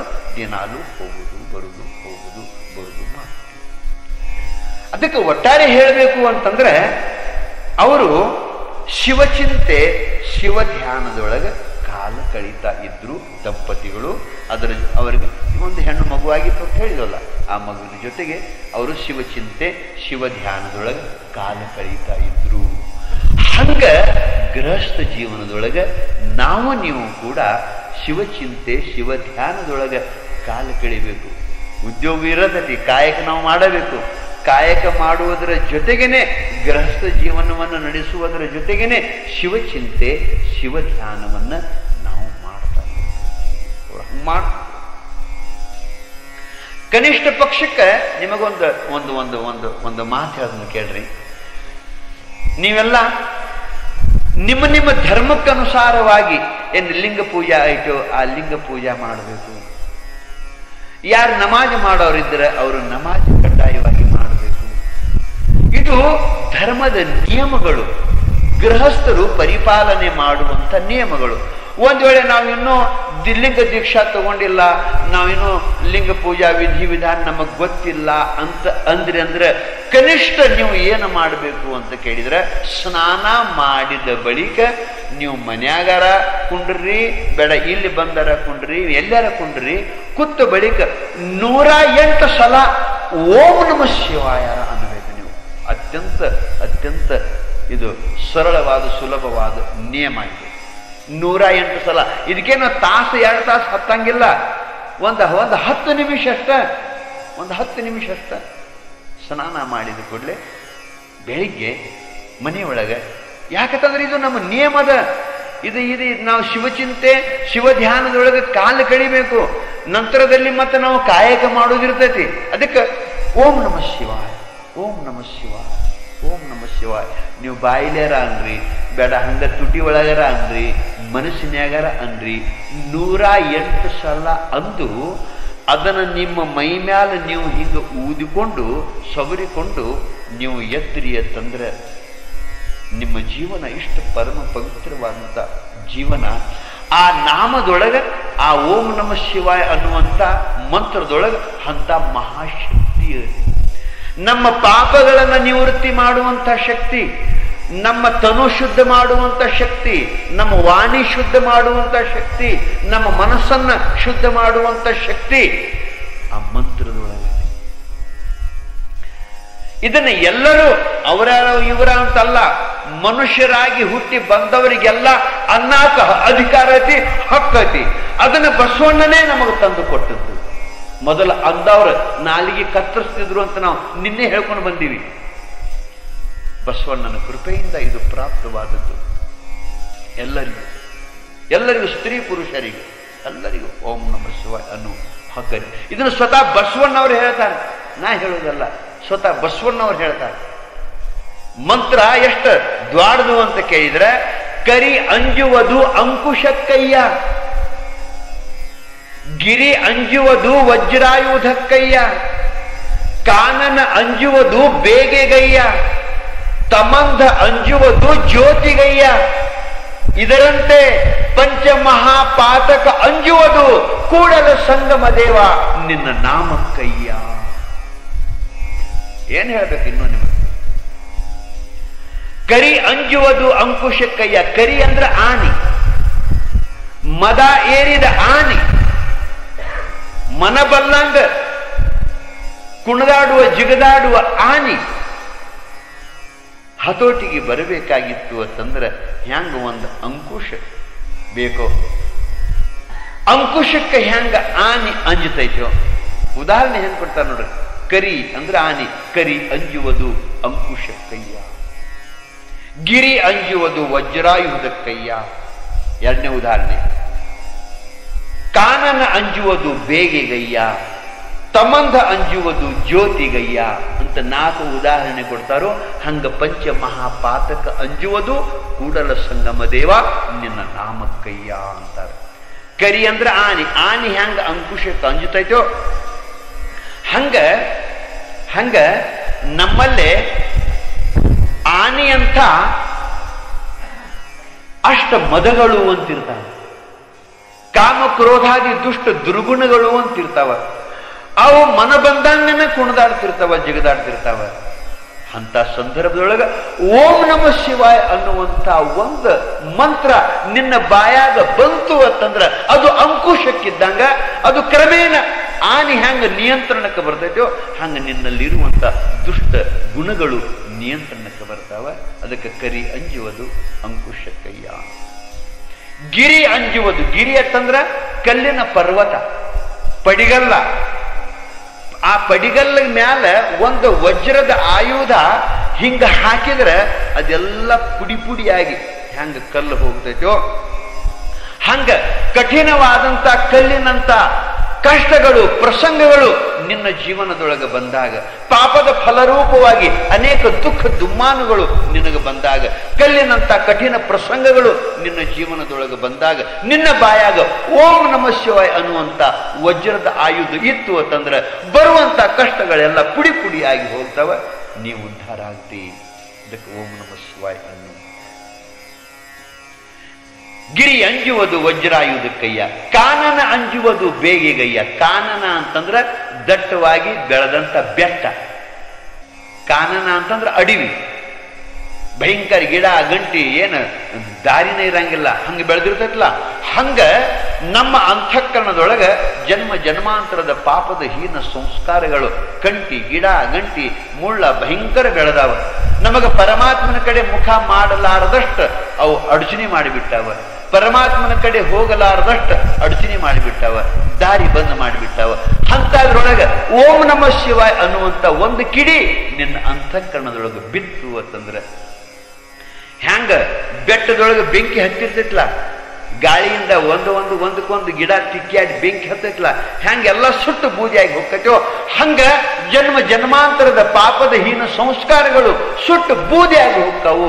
ನೀವು ಉದ್ಧಾರಕ್ಕೆ ಓಂ ನಮಃ ಶಿವಾಯ ಅನ್ನುವಂತ ಒಂದು ಕಿಡಿ ನಿನ್ನ ಅಂತಃಕರಣದೊಳಗೆ ಬಿತ್ತು ಅಂತಂದ್ರೆ. ತಮಂಧ ಅಂಜುವುದು ಜ್ಯೋತಿಗಯ್ಯ. ತಮಂಧ ಅಂತಂದ್ರೆ ಕತ್ತಲೆ, ಮನ್ಯಾಗ ಕತ್ತಲೆ ಇರ್ತೈತಿ, ನೀವು ಅಲ್ಲಿ ದೀಪ ಹಚ್ಚಿದ್ರಿ ಅಂತಂದ್ರೆ ತಕ್ಷಣ ಹೆಂಗ ಕತ್ತಲೆ ನಿವೃತ್ತಿ ಆಗ್ತೈತೋ ಹಂಗ ಅನಾದಿ ಕಾಲದ ಅಜ್ಞಾನವೆಂಬ ಕತ್ತಲೆ ನಿನ್ನನ್ನು ಮುಸುಕಿ ಇರುವಾಗ ಅಲ್ಲಿ ಓಂ ನಮಃ ಶಿವಾಯ ಅನ್ನುವಂತ ಒಂದು ಜ್ಯೋತಿ ನಿನ್ನ ಬಾಯಿ ಒಳಗ ಅಂತಃಕರಣದೊಳಗೆ ಬೆಳಗಿತು ಅಂದ್ರೆ ಆ ಕತ್ತಲೆ ನಿವೃತ್ತಿ ಆಗ್ತೈತಿ. ಹೆಂಗೋ ಹಂಗ ಪಂಚ ಮಹಾಪಾತಕಗಳು ಏನು ಬೇಕಾದಷ್ಟ ದೊಡ್ಡ ಪಾಪಗಳು ನೀ ಮಾಡಿದ್ದು ಇರುವಲ್ಲ, ಈ ಓಂ ನಮಃ ಶಿವಾಯ ಅನ್ನುವಂಥ ಮಂತ್ರ ಅದು ದೂರ ಮಾಡ್ತೈತಿ. ಅದಕ್ಕೆ ದಿನಾಲು 108 ಸಲ ಅನ್ನುವ ರೂಢಿಯನ್ನು ನೀನು ಹಾಕುವ ಮನುಷ್ಯನೇ ಅಂತ ನಮಗ ಗುರು ಮತ್ತು ಶಾಸ್ತ್ರಗಳು ಹೇಳ್ತಾವ. ಅದಕ್ಕೆ ಶಿವಧ್ಯಾನ ಶಿವಚಿಂತೆ ಅಂತ ಕರೀತಾರೆ. ಈ ಶಿವಧ್ಯಾನ ಶಿವಚಿಂತೆ ಇದಿಲ್ಲ ಅಂತಂದ್ರೆ ಆ ಮನುಷ್ಯನೇ.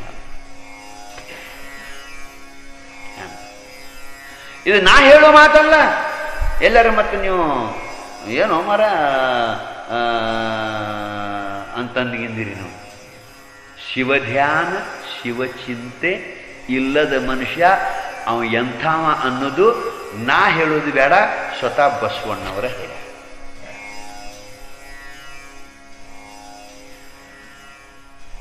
ಬರೇ ಪ್ರಪಂಚ ಮಾಡೋದು ಮುಖ್ಯ ಅಲ್ಲ, ದುಡ್ಡು ಗಳಿಸೋದು ಮುಖ್ಯ ಅಲ್ಲ, ಅಧಿಕಾರ ಗಳಿಸೋದು ಮುಖ್ಯ ಅಲ್ಲ. ನಿಮಗೆ ಯಾರು ದುಡ್ಡು ಗಳಿಸಾಕ ಬ್ಯಾಡ ಅಂದಿಲ್ಲ, ಪ್ರಪಂಚ ಮಾಡಾಕ ಬ್ಯಾಡ ಅಂದಿಲ್ಲ. ಖರೆ ಅದರ ಮಧ್ಯದೊಳಗೆ ದಿನಾಲು ಶಿವಚಿಂತೆ ಶಿವಧ್ಯಾನ ನಿನ್ನ ಮನೆಯೊಳಗೆ ನಿನ್ನ ಮನಸ್ಸಿನಾಗ ನಡೀಲಿಲ್ಲ ಅಂತಂದ್ರೆ ನೀ ಅದಕ್ಕೂ ಏನು ಉಪಯೋಗ ಇಲ್ಲ. ನಿನಗೆ ಮನುಷ್ಯ ಜನ್ಮ ಕೊಟ್ಟಾವ ಪರಮಾತ್ಮ, ನಿನಗೆ ಆಯುಷ್ಯ ಕೊಟ್ಟಾವ ಪರಮಾತ್ಮ, ಆರೋಗ್ಯ ಕೊಟ್ಟಾವ ಪರಮಾತ್ಮ, ಭೋಗ ಭಾಗ್ಯಗಳನ್ನು ಕೊಟ್ಟಾವ ಪರಮಾತ್ಮ, ಶ್ರೀ ಸಂಪತ್ತು ಕೊಟ್ಟಾವ ಪರಮಾತ್ಮ, ನಿನಗೆ ಕಣ್ಣ ಕಿವಿಗಳನ್ನು ಸರಿಯಾಗಿ ಕೊಟ್ಟಾವ ಪರಮಾತ್ಮ. ಇಂಥ ಅಮೂಲ್ಯವಾಗಿರುವಂತಹ ಪರಮಾತ್ಮನ ಸಂಪತ್ತನ್ನು ಪಡ್ಕೊಂಡು ಪ್ರಪಂಚ ಮಾಡ್ಕೋತಾನೆ, ಶಿವಧ್ಯಾನ ಶಿವಚಿಂತನೆ ನೀ ಮಾಡಲಿಲ್ಲ, ಪರಮಾತ್ಮನ ಉಪಕಾರ ಸ್ಮರಣೆ ನೀ ಮಾಡಲಿಲ್ಲ ಅಂತಂದ್ರೆ ನೀ ಮನುಷ್ಯನೇ ಅಲ್ಲ.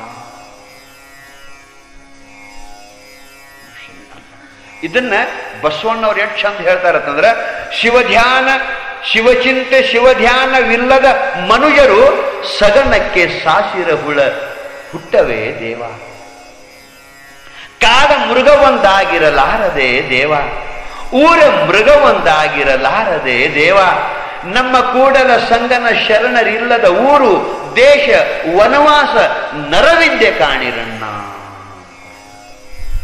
ಬಸವಣ್ಣವರ ಶಿವಚಿಂತೆ ಶಿವಧ್ಯಾನ ದಿನಾಲು ಕನಿಷ್ಠ ಪಕ್ಷಕ್ಕೆ 108 ಸಲ ಓಂ ನಮಃ ಶಿವಾಯ ಅನ್ನುವ ರೂಢಿಯನ್ನು ನೀನು ಹಾಕೊಂಡಿದ್ದಿಲ್ಲ ಅಂತಂದ್ರೆ ಬೇಡ.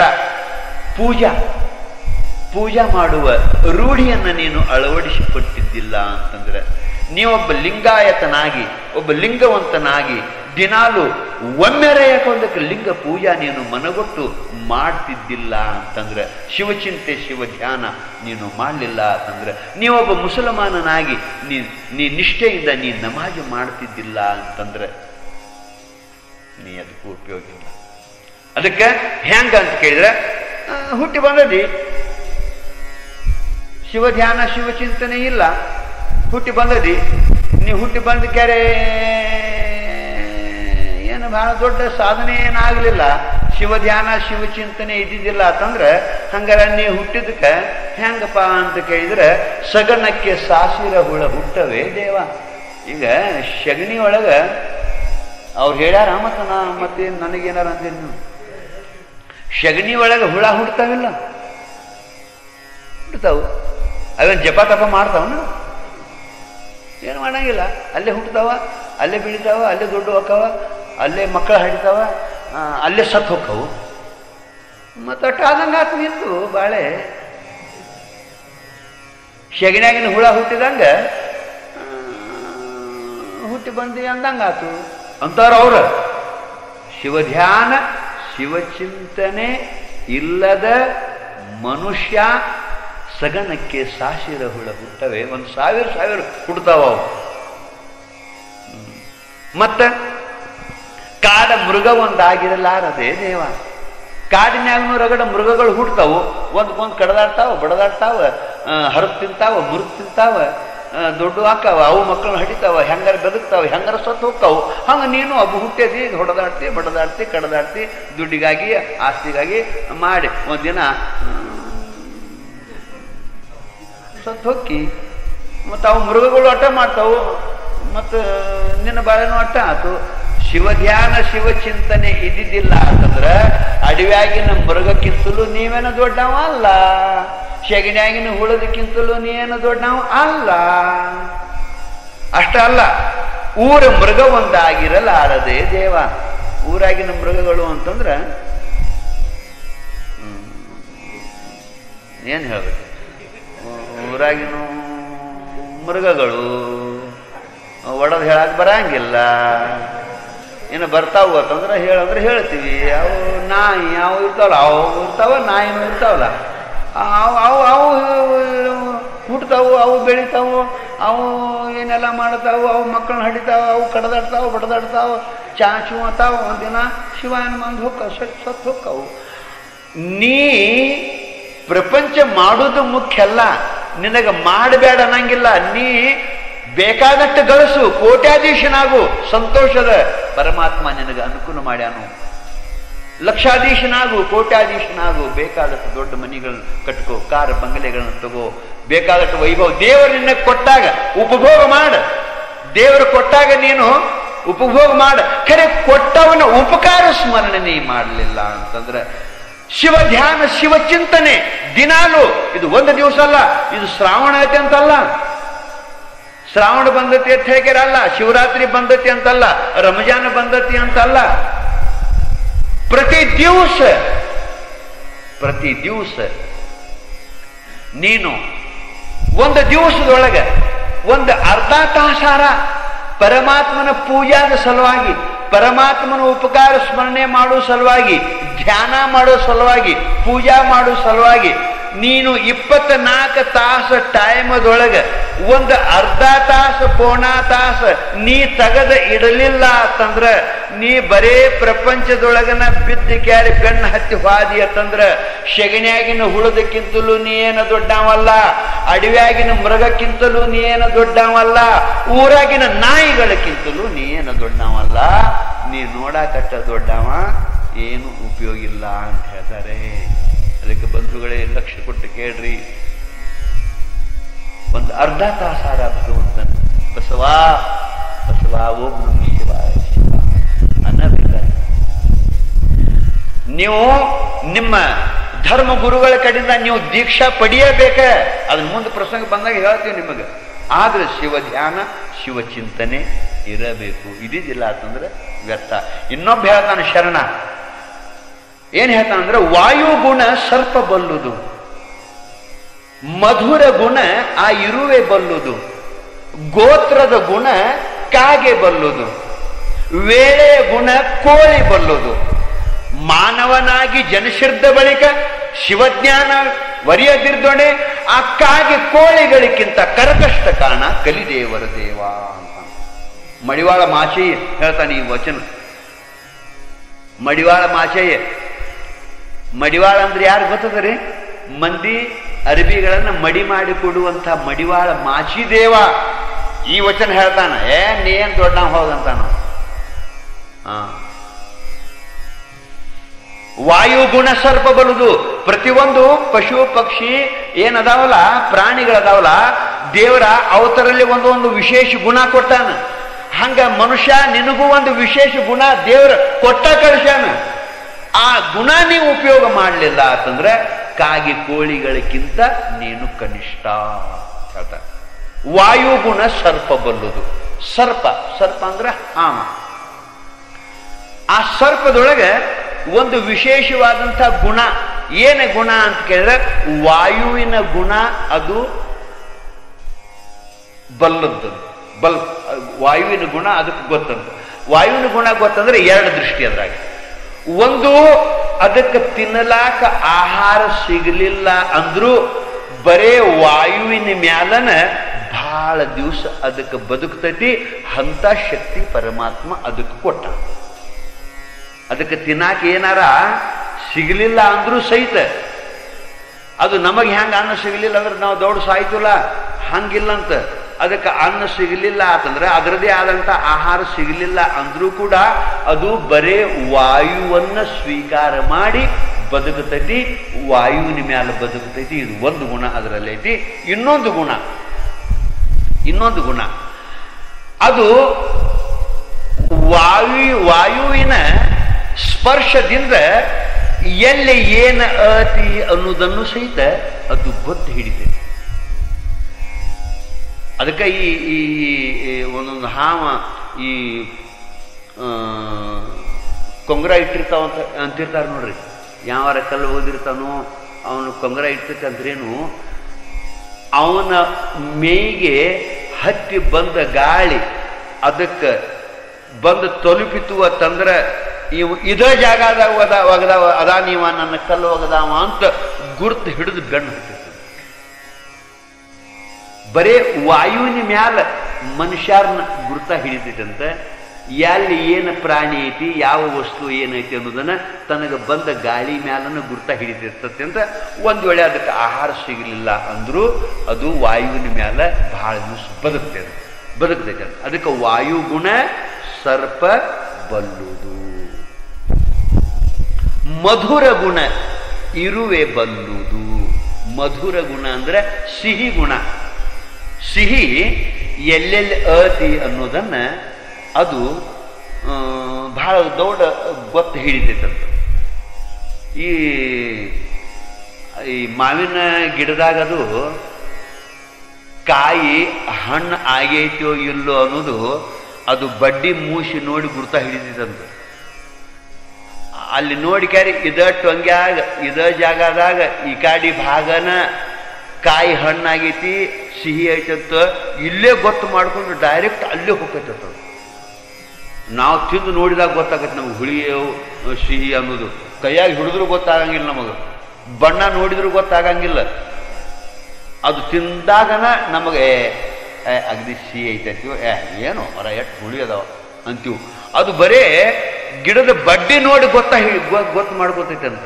ಅದಕ್ಕೆ ಮಧುರ ಗುಣ ಅಂದ್ರೆ ಸಿಹಿ ಎಲ್ಲಿ ಅತಿ ಅನ್ನೋದನ್ನ ಅದು ಗುರುತ ಹಿಡಿದಕ್ಕೆ ಡೈರೆಕ್ಟ್ ಹೋಗ್ತದೆ. ಅದಕ್ಕೆ ಬೆಲ್ಲಿದ್ದಲ್ಲೇ ಸಕ್ರೆ ಇದ್ದಲ್ಲೇ ಅವಾಗ ಯಾರಿಗೆ ಟಪಾಲು ಬರೆದಿರ್ತಾರ, ಇಂಥಲ್ಲೇ ನಾವು ಸಕ್ರೆ ಇಟ್ಟಿದ್ದೇವೆ ಬನ್ನಿ ಅಂತ ಯಾರಿಗಾರ, ಇಂಥಲ್ಲೇ ನಾವು ಬೆಲ್ಲ ಇಟ್ಟೀವಿ ಬನ್ನಿ ಅಂತ ಯಾರು ಪತ್ರ ಬರಂಗಿಲ್ಲ. ಅವನು ಮುಗ್ರತವು. ಒಬ್ಬಾಕಿ ಬಹಳ ಸಾಲಿ ಕಲಿತ ಹೆಣ್ಮಗಳು, ಸುಶಿಕ್ಷಿತ ದಂಪತಿಗಳು ಇದ್ರೆ ಭಾಳ ಸಾಲಿ ಕಲ್ತಾರ ಅಂದ್ಕೊಳ್ಳಿ ಒಂದಿಟ್ಟು ಶಿಸ್ತು ಇರ್ತಾರೆ ನೋಡೋರು, ಶಿಷ್ಟಿ ಮಿಟ್ಟಿಕನ. ಅದು ಅಡಿಗೆ ಮನ್ಯಾಗ ಆ ಹೆಣ್ಮಗಳು ಏನು ಮಾಡಿದ್ಲು, ಒಂದ ಸೈಜದ ಚಂದ ಕಾಣಬೇಕು ಅಡಿಗೆ ಮನಿ ಅಂತ ಹೇಳ್ತಾರೆ. ಒಂದ ಸೈಜದ ಎಲ್ಲ ಡಬ್ಬಿಗಳಿದ್ದು, ಆ ಡಬ್ಬಿ ಒಳಗೆ ಒಂದು ಡಬ್ಬಿ ಒಳಗೆ ಸಕ್ರೆ, ಒಂದು ಡಬ್ಬಿ ಒಳಗೆ ಉಪ್ಪ, ಒಂದು ಡಬ್ಬಿ ಒಳಗೆ ಖಾರ ಹಿಂಗೆಲ್ಲ ಇಟ್ಟಿದ್ಲು. ಇನ್ನು ನೋಡಾಕ ಡಬ್ಬಿ ಒಂದ ನಮೂನಿ ಅಂದ ಕೂಡಲೇ ಗುರ್ತು ಆಗಬೇಕಂತ ಹೇಳಿಕೆರೆ ಅದಕ್ಕೆ ಲೇಬಲ್ ಬರೆದಕ್ಯಾರೆ. ಸಕ್ಕರೆ, ಉಪ್ಪು, ಖಾರ ಹಿಂಗ ಚೀಟಿ ಬರೆದಕ್ಯಾರೆ ಹಚ್ಚಿದ್ಲಂತ್ರಿ. ಹಚ್ಚಿದ್ಲಂತ ಆ ಹೆಣ್ಮಗಳು, ಶಿಸ್ತಿನ ಹೆಣ್ಮಗಳು ಹಿಂಗೆ ಹಚ್ಚಿದ್ಲು. ಅವು ಸಕ್ಕರೆ ಡಬ್ಬ್ಯಾಗ ಏನು ಮಾಡಿದ್ರು ಹೋಗಿ ಇರಿಬಿ ಮುಕ್ರತಿದ್ವು. ಆ ಹೆಣ್ಮಗಳಿಗೆ ಏನು ಗೊತ್ತಾಗ್ತು, ನಾನು ಚೀಟಿ ಬರೆದ ಹಚ್ಚೇನಿ, ಅದಕ್ಕೆ ಅವು ಅಲ್ಲಿ ಹೋಗ್ತಾವು ಅಂತ. ಕಲಿತ ಹೆಣ್ಮಗಳು, ನಾನು ಚೀಟಿ ಬರ್ದಿರ್ತೇನೆ, ಇಂಥ ಡಬ್ಬ್ಯಾಗಿನ ಸಕ್ಕರೆ ಐತೆ ಅನ್ನೋದು ಅವಕ್ಕೆ ಪತ್ತ ಆಗತೈತಿ, ಅದಕ್ಕೆ ಹೋಗ್ತಾವು, ಏನು ಮಾಡಿ ಒಟ್ಟು ಹೋಗಲ್ವು ಅಂತ ಹೇಳಿಕಾರೆ ಈ ಇರಿಬಿಗಳಿಗೆ ಮೋಸ ಮಾಡಬೇಕು ಅಂತ ಹೇಳಿಕಾರೆ ಆ ಹೆಣ್ಮಗಳು ಏನು ಮಾಡಿದ್ಲು, ಸಕ್ಕರೆ ಡಬ್ಬ್ಯಾಗ ಉಪ್ಪು ಹಾಕಿದ್ಲು, ಉಪ್ಪಿನ ಡಬ್ಬ್ಯಾಗ ಸಕ್ಕರೆ ಹಾಕಿದ್ಲು. ಗೊತ್ತಾದ್ರಲ್ಲ, ಸಕ್ಕರೆ ಡಬ್ಬ್ಯಾಗ ಉಪ್ಪು ಹಾಕಿಟ್ಲು, ಸಕ್ಕರೆ ಡಬ್ಬ್ಯಾಗ ಉಪ್ಪು ಹಾಕಿಟ್ಲು. ಇನ್ನು ಸಕ್ಕರೆ ಅಂತ ಅವು ಓದೆ ಉಪ್ಪು ತಿನ್ಲಿ.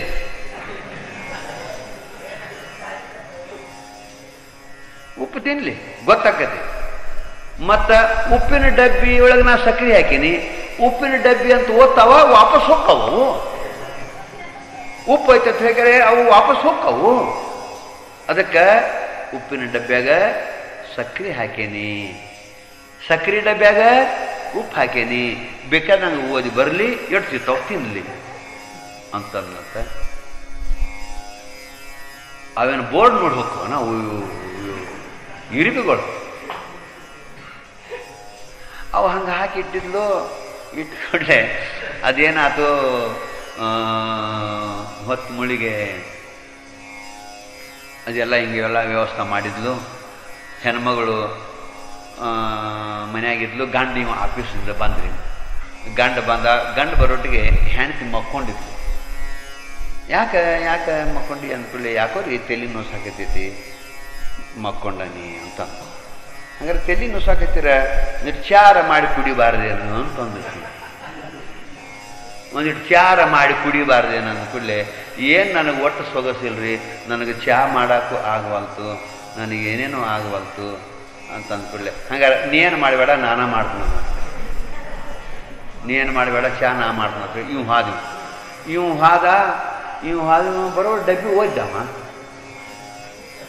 ಡಬ್ಬಿ ಹೋಯ್ದ. ಸಕ್ಕರೆ ಡಬ್ಬ್ಯಾಗ ಹಾಕಿ ಉಪ್ಪು ಹಾಕಿದ್ರು ಖರೆ, ಇವಂಗೇನು ಗೊತ್ತದ, ಅವು ಸಕ್ಕರೆ ಗತೆ ಉಪ್ಪು ಬಂದಾವ ನೋಡ್ರಿ. ಈಗ ಅಂತ ಉಪ್ಪು ಇತ್ತದು. ಒಂದು ಎರಡು ಸಿಂಗಲ್ ಚಾ ಕೆಟ್ಟು ಬೇಕಟ್ಟ ಒಗದ ಹಿಂದಾಡ್ತೆ ಚಾ ಪುಡಿನೂ ಒಗದ ಕುದಿಸಿದ. ಹೆಂಡತಿಗೆ ಈ ಚಾ ಕುಡಿದೆ ಅಂದ್ರೆ ನಿನ್ನ ತಲೆ ನೋವನ್ನು ಹೋಗತ್ತ, ಅಗದಿ ಫಸ್ಟ್ ಕ್ಲಾಸ್ ಚಾ ತಯಾರು ಮಾಡೀನಿ, ಅಗದಿ ಪ್ರೀತಿಲೇ ತಯಾರು ಮಾಡೀನಿ, ಒಟ್ಟು ನಿನ್ನ ತಲೆ ತಲೆ ಉಳಿಯಂಗಿಲ್ಲಲ್ಲ, ನಿನ್ನ ತಲೆನೂ ಉಳಿಯಂಗಿಲ್ಲ, ನೀ ಇದನ್ನು ಕುಡಿದು ಬಿಡು ಅಂತ ಹೇಳಿದ್ರೆ ತಂದು ಕೊಟ್ಬಿಡ್ಲೆ. ಆಕಿ ನನ್ನ ಗಂಡ ಆಫೀಸ್ನಿಂದ ಬಂದು ಕರೆ ಚಾ ಮಾಡಿ ಕೊಟ್ಟಾನಂತ ಹಿಗ್ಗೆ ಏನೋ ಒಂದು ಜುರುಕಿ ಜಗ್ಗಿದ್ಲು. ಏನ್ರಿ ಇದು, ಬರೀ ಉಪ್ಪ ಐತ್ಲ, ಉಪ್ಪು ಹೆಂಗಿರ್ತದ ಅದು, ಸಕ್ಕರೆ ಡಬ್ಬ್ಯಾಗಿಂದು ಸಕ್ಕರೆ ಹಾಕಿನ. ಹಿಂಗಾತ ಬಂದ್ಲಾಕಿ. ಬಂದು ನೋಡ್ತಾಳ, ಇದ್ರಾಗ್ರಿ ಇರಿಬಿಗಳು ಭಾಳ ಕಾಡಾಕತ್ತಿದ್ದು, ಅದಕ್ಕೆ ನಾ ಬೋರ್ಡ್ ಬದಲಿ ಮಾಡೀನಿ, ಲೇಬಲ್ ಬದಲಿ ಮಾಡೀನಿ. ಅಲ್ರಿ ನಿಮಗೂ ಸಹ ಇದು ಗೊತ್ತಾಗಲಿಲ್ಲ, ಅದು ನೋಡ್ಯಾರ ಗೊತ್ತಾಗಲಿಲ್ಲ, ಸಕ್ಕರೆ ಹಾಕ್ಯಾರಿ, ಉಪ್ಪು ಹಾಕ್ಯಾರಿ ಅಂತ ಆತ್ ಬಿಡಿ, ಏನಾತು ಅನ್ನೊಟ್ಟಿಗೆ. ಹಂಗಾರ ಆ ಹೆಣ್ಮಗಳು ಏನು ಮಾಡ್ಲು, ಹಂಗಾರ ಇನ್ನು ತಾರ ಚಾ ಮಾಡಿ ಕುಡಿಬೇಕು ಅಂತ ಹೇಳ್ಕ್ಯಾರೆ ತಾ ಉಪ್ಪಿನ ಡಬ್ಬ್ಯಾಗೇನು ಸಕ್ಕರೆ ಹಾಕಿದ್ಲಲ್ಲ, ಆ ಡಬ್ಬಿ ತಗೊಂಡ್ಲು. ಆ ಡಬ್ಬ್ಯಾಗ ಇಬ್ಬರು ಇರಿಬಿಗಳು ಮುಕ್ರಿದ್ದು, ಅವು ಬಂದು ಮುಕ್ರಿದ್ದು. ಅಲ್ಲ, ನಾ ಬೋರ್ಡ್ ಬದಲಿ ಹಾಕಿದ್ರು ಬಂದಾವಲ್ಲ ಇವು ಅಂತ ಹೇಳಿಕ್ಯಾರೆ ಅಂದ್ಲಂತ. ಅವೇನು ಬೋರ್ಡ್ ಓದಿ ಹೋಕ್ಕವು, ವಾಸನೆ ಮುಖಾಂತರ ಮಧುರ ಗುಣ ಎಲ್ಲಿ ಅತಿ ಬೋರ್ಡ್ ಯಾವ್ದು ಯಾಕಿರುವಲ್ತಾಕ ಅವು ಬರೋಬ್ಬರಿ ಅಲ್ಲಿ ಹೋಗತಾವ. ಇಂಥ ಒಂದು ಗುಣ ಇರುಬಿಗಳಲ್ಲಿ ಪರಮಾತ್ಮ ಇಟ್ಟಾನು. ಅದಕ್ಕೆ ವಾಯು ಗುಣ ಸರ್ಪ ಬಲ್ಲುದು, ಮಧುರ ಗುಣ ಆ ಇರುವೆ ಬಲ್ಲುದು, ವೇಳೆ ಗುಣ ಕೋಳಿ ಬಲ್ಲುದು. ವೇಳೆ ಈಗೆಲ್ಲ ಗಡಿಯಾರಾಗ್ಯಾವು, ನಾವು ನೋಡ್ತೀವಿ ಟೈಮ್ ಎಷ್ಟಾಯ್ತು ಏನಾಯ್ತು ನೋಡ್ತೀವಿ. ಖರೆ ಮೊದಲಿನ ಕಾಲಕ್ಕೆ ಗಡಿಯಾರ ಭಾಳ ಆದ್ರೆ ನಮ್ಮ ರೈತರು ಎಲ್ಲ ಏನು ಮಾಡ್ತಿದ್ರು ಅಂತ ಕೇಳಿದ್ರೆ ರಾತ್ರಿ ನಕ್ಷತ್ರಗಳನ್ನು ನೋಡಿಕ್ಯಾರೆ ಇಟ್ಟು ಟೈಮ್ ಆಗೈತಿ ಅಂತ ಹೇಳಿ ಇಟ್ಟು ರಾತ್ರಿ ಆಗೈತಿ ಅಂತ ಗುರ್ತಾ ಹಿಡಿತಿದ್ರು.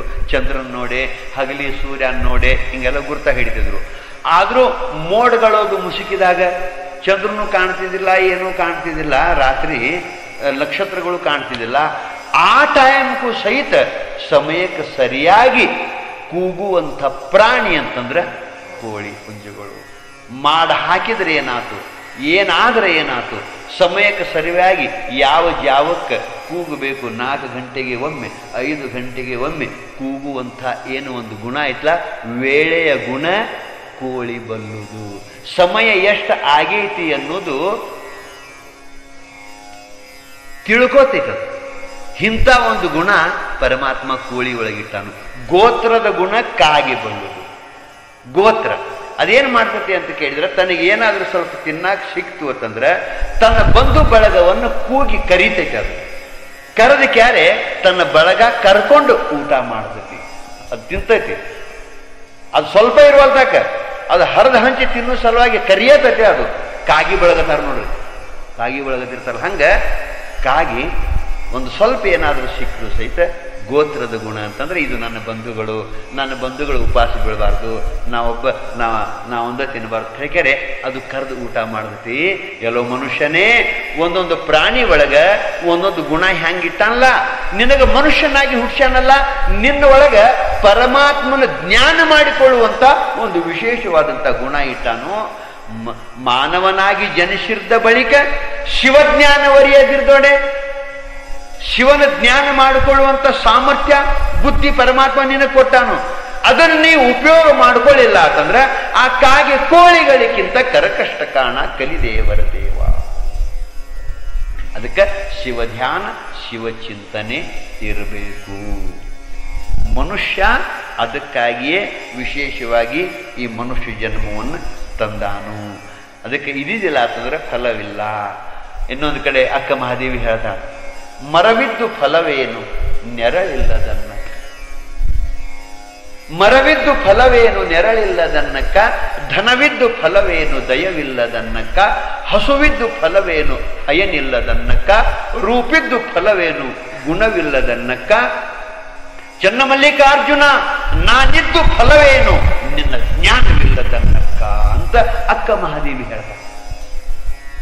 ಪ್ರತಿಯೊಂದು ವಸ್ತು ಏನು ಹುಟ್ಟೈತಿಲ್ಲ ಅದು ಒಂದು ಕೆಲಸಕ್ಕನ್ನ ಹುಟ್ಟೈತಿ. ಯಾವ ವಸ್ತು ಯಾವ ಕೆಲಸಕ್ಕಾಗಿ ಹುಟ್ಟೈತಿ ಆ ಕೆಲಸ ಮಾಡಲಿಲ್ಲ ಅಂದ್ರೆ ಅದರ ಜನ್ಮ ವ್ಯರ್ಥ. ಹಿಂಗ ನಿಯಮ ಐತಿ. ಈಗ ಮಾವಿನ ಮರಪ, ಮರವಿದ್ದು ಫಲವೇನು ನೆರಳಿಲ್ಲದನ್ನಕ್ಕ, ಹಣ್ಣಿಲ್ಲದನ್ನಕ್ಕ. ಈಗ ಮಾವಿನ ಗಿಡ ಆಗಲಿ ಈ ಗಿಡ ಆಗಲಿ ಇದು ಹುಟ್ಟಿ ಬೆಳೀತು ಅಂತಂದ್ರೆ, ಮಾವಿನ ಗಿಡ ಬೆಳೀತು ಅಂತಂದ್ರೆ ಅಲ್ಲಿ ಹಣ್ಣು ಆಗಬೇಕು.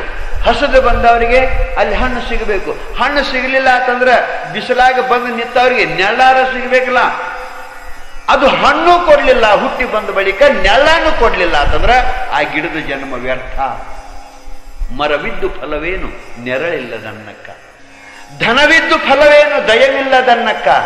ಎಲ್ಲೋ ಮನುಷ್ಯನೇ ನಿನ್ನಲ್ಲಿ ಧನ ಆತಿ, ಪರಮಾತ್ಮ ಸಂಪತ್ತು ಕೊಟ್ಟಾನು, ಎಳ್ಳ ಕಾಳಿನಷ್ಟು ದಯ ನಿನ್ನಲ್ಲಿ ಇದ್ದಿದ್ದಿಲ್ಲ ಅಂತಂದ್ರೆ ಆ ಧನ ಇದ್ದು ಉಪಯೋಗ ಏನು? ಭಿಕ್ಷುಕರು ಬಂದು ಲಿವಿ ಒದ್ದಾಡಿದ್ರು, ಒಂದು ತುತ್ತ ಅನ್ನ ಆ ಶ್ರೀಮಂತನ ಮನೆಯಾಗ ಸಿಗಲಿಲ್ಲ ಅಂತಂದ್ರೆ ಧನವಿದ್ದು ಫಲವೇನು, ದೊಡ್ಡ ಮನೆ ಇದ್ದು ಫಲವೇನು? ಸತ್ಕಾರ್ಯಕ್ಕೆ ಒಂದು ದುಡ್ಡು ಸವಿತಿದ್ದಿಲ್ಲ, ಉಪಯೋಗ ಆಗ್ತಿದ್ದಿಲ್ಲ ಅಂತಂದ್ರೆ ಧನವಿದ್ದು ಫಲವೇನು? ಬರೀ ಅಮಾಸಿಗೊಮ್ಮೆ ಹುಣ್ಣಿಮೆಗೊಮ್ಮೆ ಎಣಿಸಿ ಇಟ್ಟಿಕ್ಯಾರೆ ಪೂಜಾ ಮಾಡಿದ್ರೆ ಉಪಯೋಗ ಏನು ಅಂತ. ಸಮುದ್ರದೊಳಗೆ ನೀರು ಇರ್ತೈತಿ, ಕಂಡಾಪಟ್ಟಿ ನೀರು ಇರ್ತೈತಿ, ನೀರಡಿಸಿ ಬಂದವರಿಗೆ ಉಪಯೋಗ ಆಕತ್ತೇನದು? ಸಮುದ್ರದೊಳಗಿನ ನೀರು ನೀರಡಿಸಿ ಬಂದವ್ರಿಗೆ ಹೆಂಗೆ ಉಪಯೋಗ ಆಗಂಗಿಲ್ಲೋ ಹಂಗ ಕಂಡಾಪಟ್ಟಿ ಸಂಪತ್ತು ನಿನ್ನ ಮನೆಯಾಗಿದ್ದರೇನು ದೀನರಿಗೆ, ದಲಿತರಿಗೆ, ಅನಾಥರಿಗೆ, ಬಡವರಿಗೆ ಸತ್ಕಾರ್ಯಕ್ಕೆ ಉಪಯೋಗ ಆಗಲಿಲ್ಲ ಅಂತಂದ್ರೆ ಧನವಿದ್ದು ಫಲವೇನು ದಯವಿಲ್ಲದನ್ನಕ್ಕ, ರೂಪಿದ್ದು ಫಲವೇನು ಗುಣವಿಲ್ಲದನ್ನಕ್ಕ. ನೋಡಾಕ ಚಂದ ರೂಪತಿ, ರೂಪಿಗೆ ತಕ್ಕ ಗುಣ ಇದ್ದಿದ್ದಿಲ್ಲ ಅಂದ್ರೆ ರೂಪ ಚಂದತಿ, ಚಂದ ಇರಬಾರ್ದು ಅಂತ ಅನ್ನಂಗಿಲ್ಲ. ರೂಪ ಚಂದ ಐತಿ ಇರ್ಲಿ, ರೂಪಿಗೆ ತಕ್ಕ ಗುಣ ಇರಬೇಕಲ್ಲ.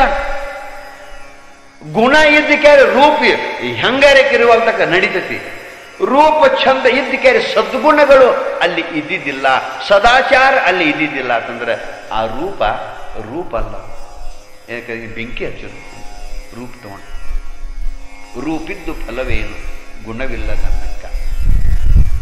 ಒಮ್ಮೆ ಮಜಾ ಹೇಳ್ತಾನೆ ನಿಮಗೆ. ವರ ನೋಡಾಕಂತ ಹೋಗಿದ್ರಿ, ಲಗ್ನದ ಟೈಮ. ಅವ್ರು ಬಂದು ಕನ್ಯಾ ನೋಡಿ ಹೋಗಿದ್ರು. ಆ ಬಳಿಕ ಹಂಗಾರ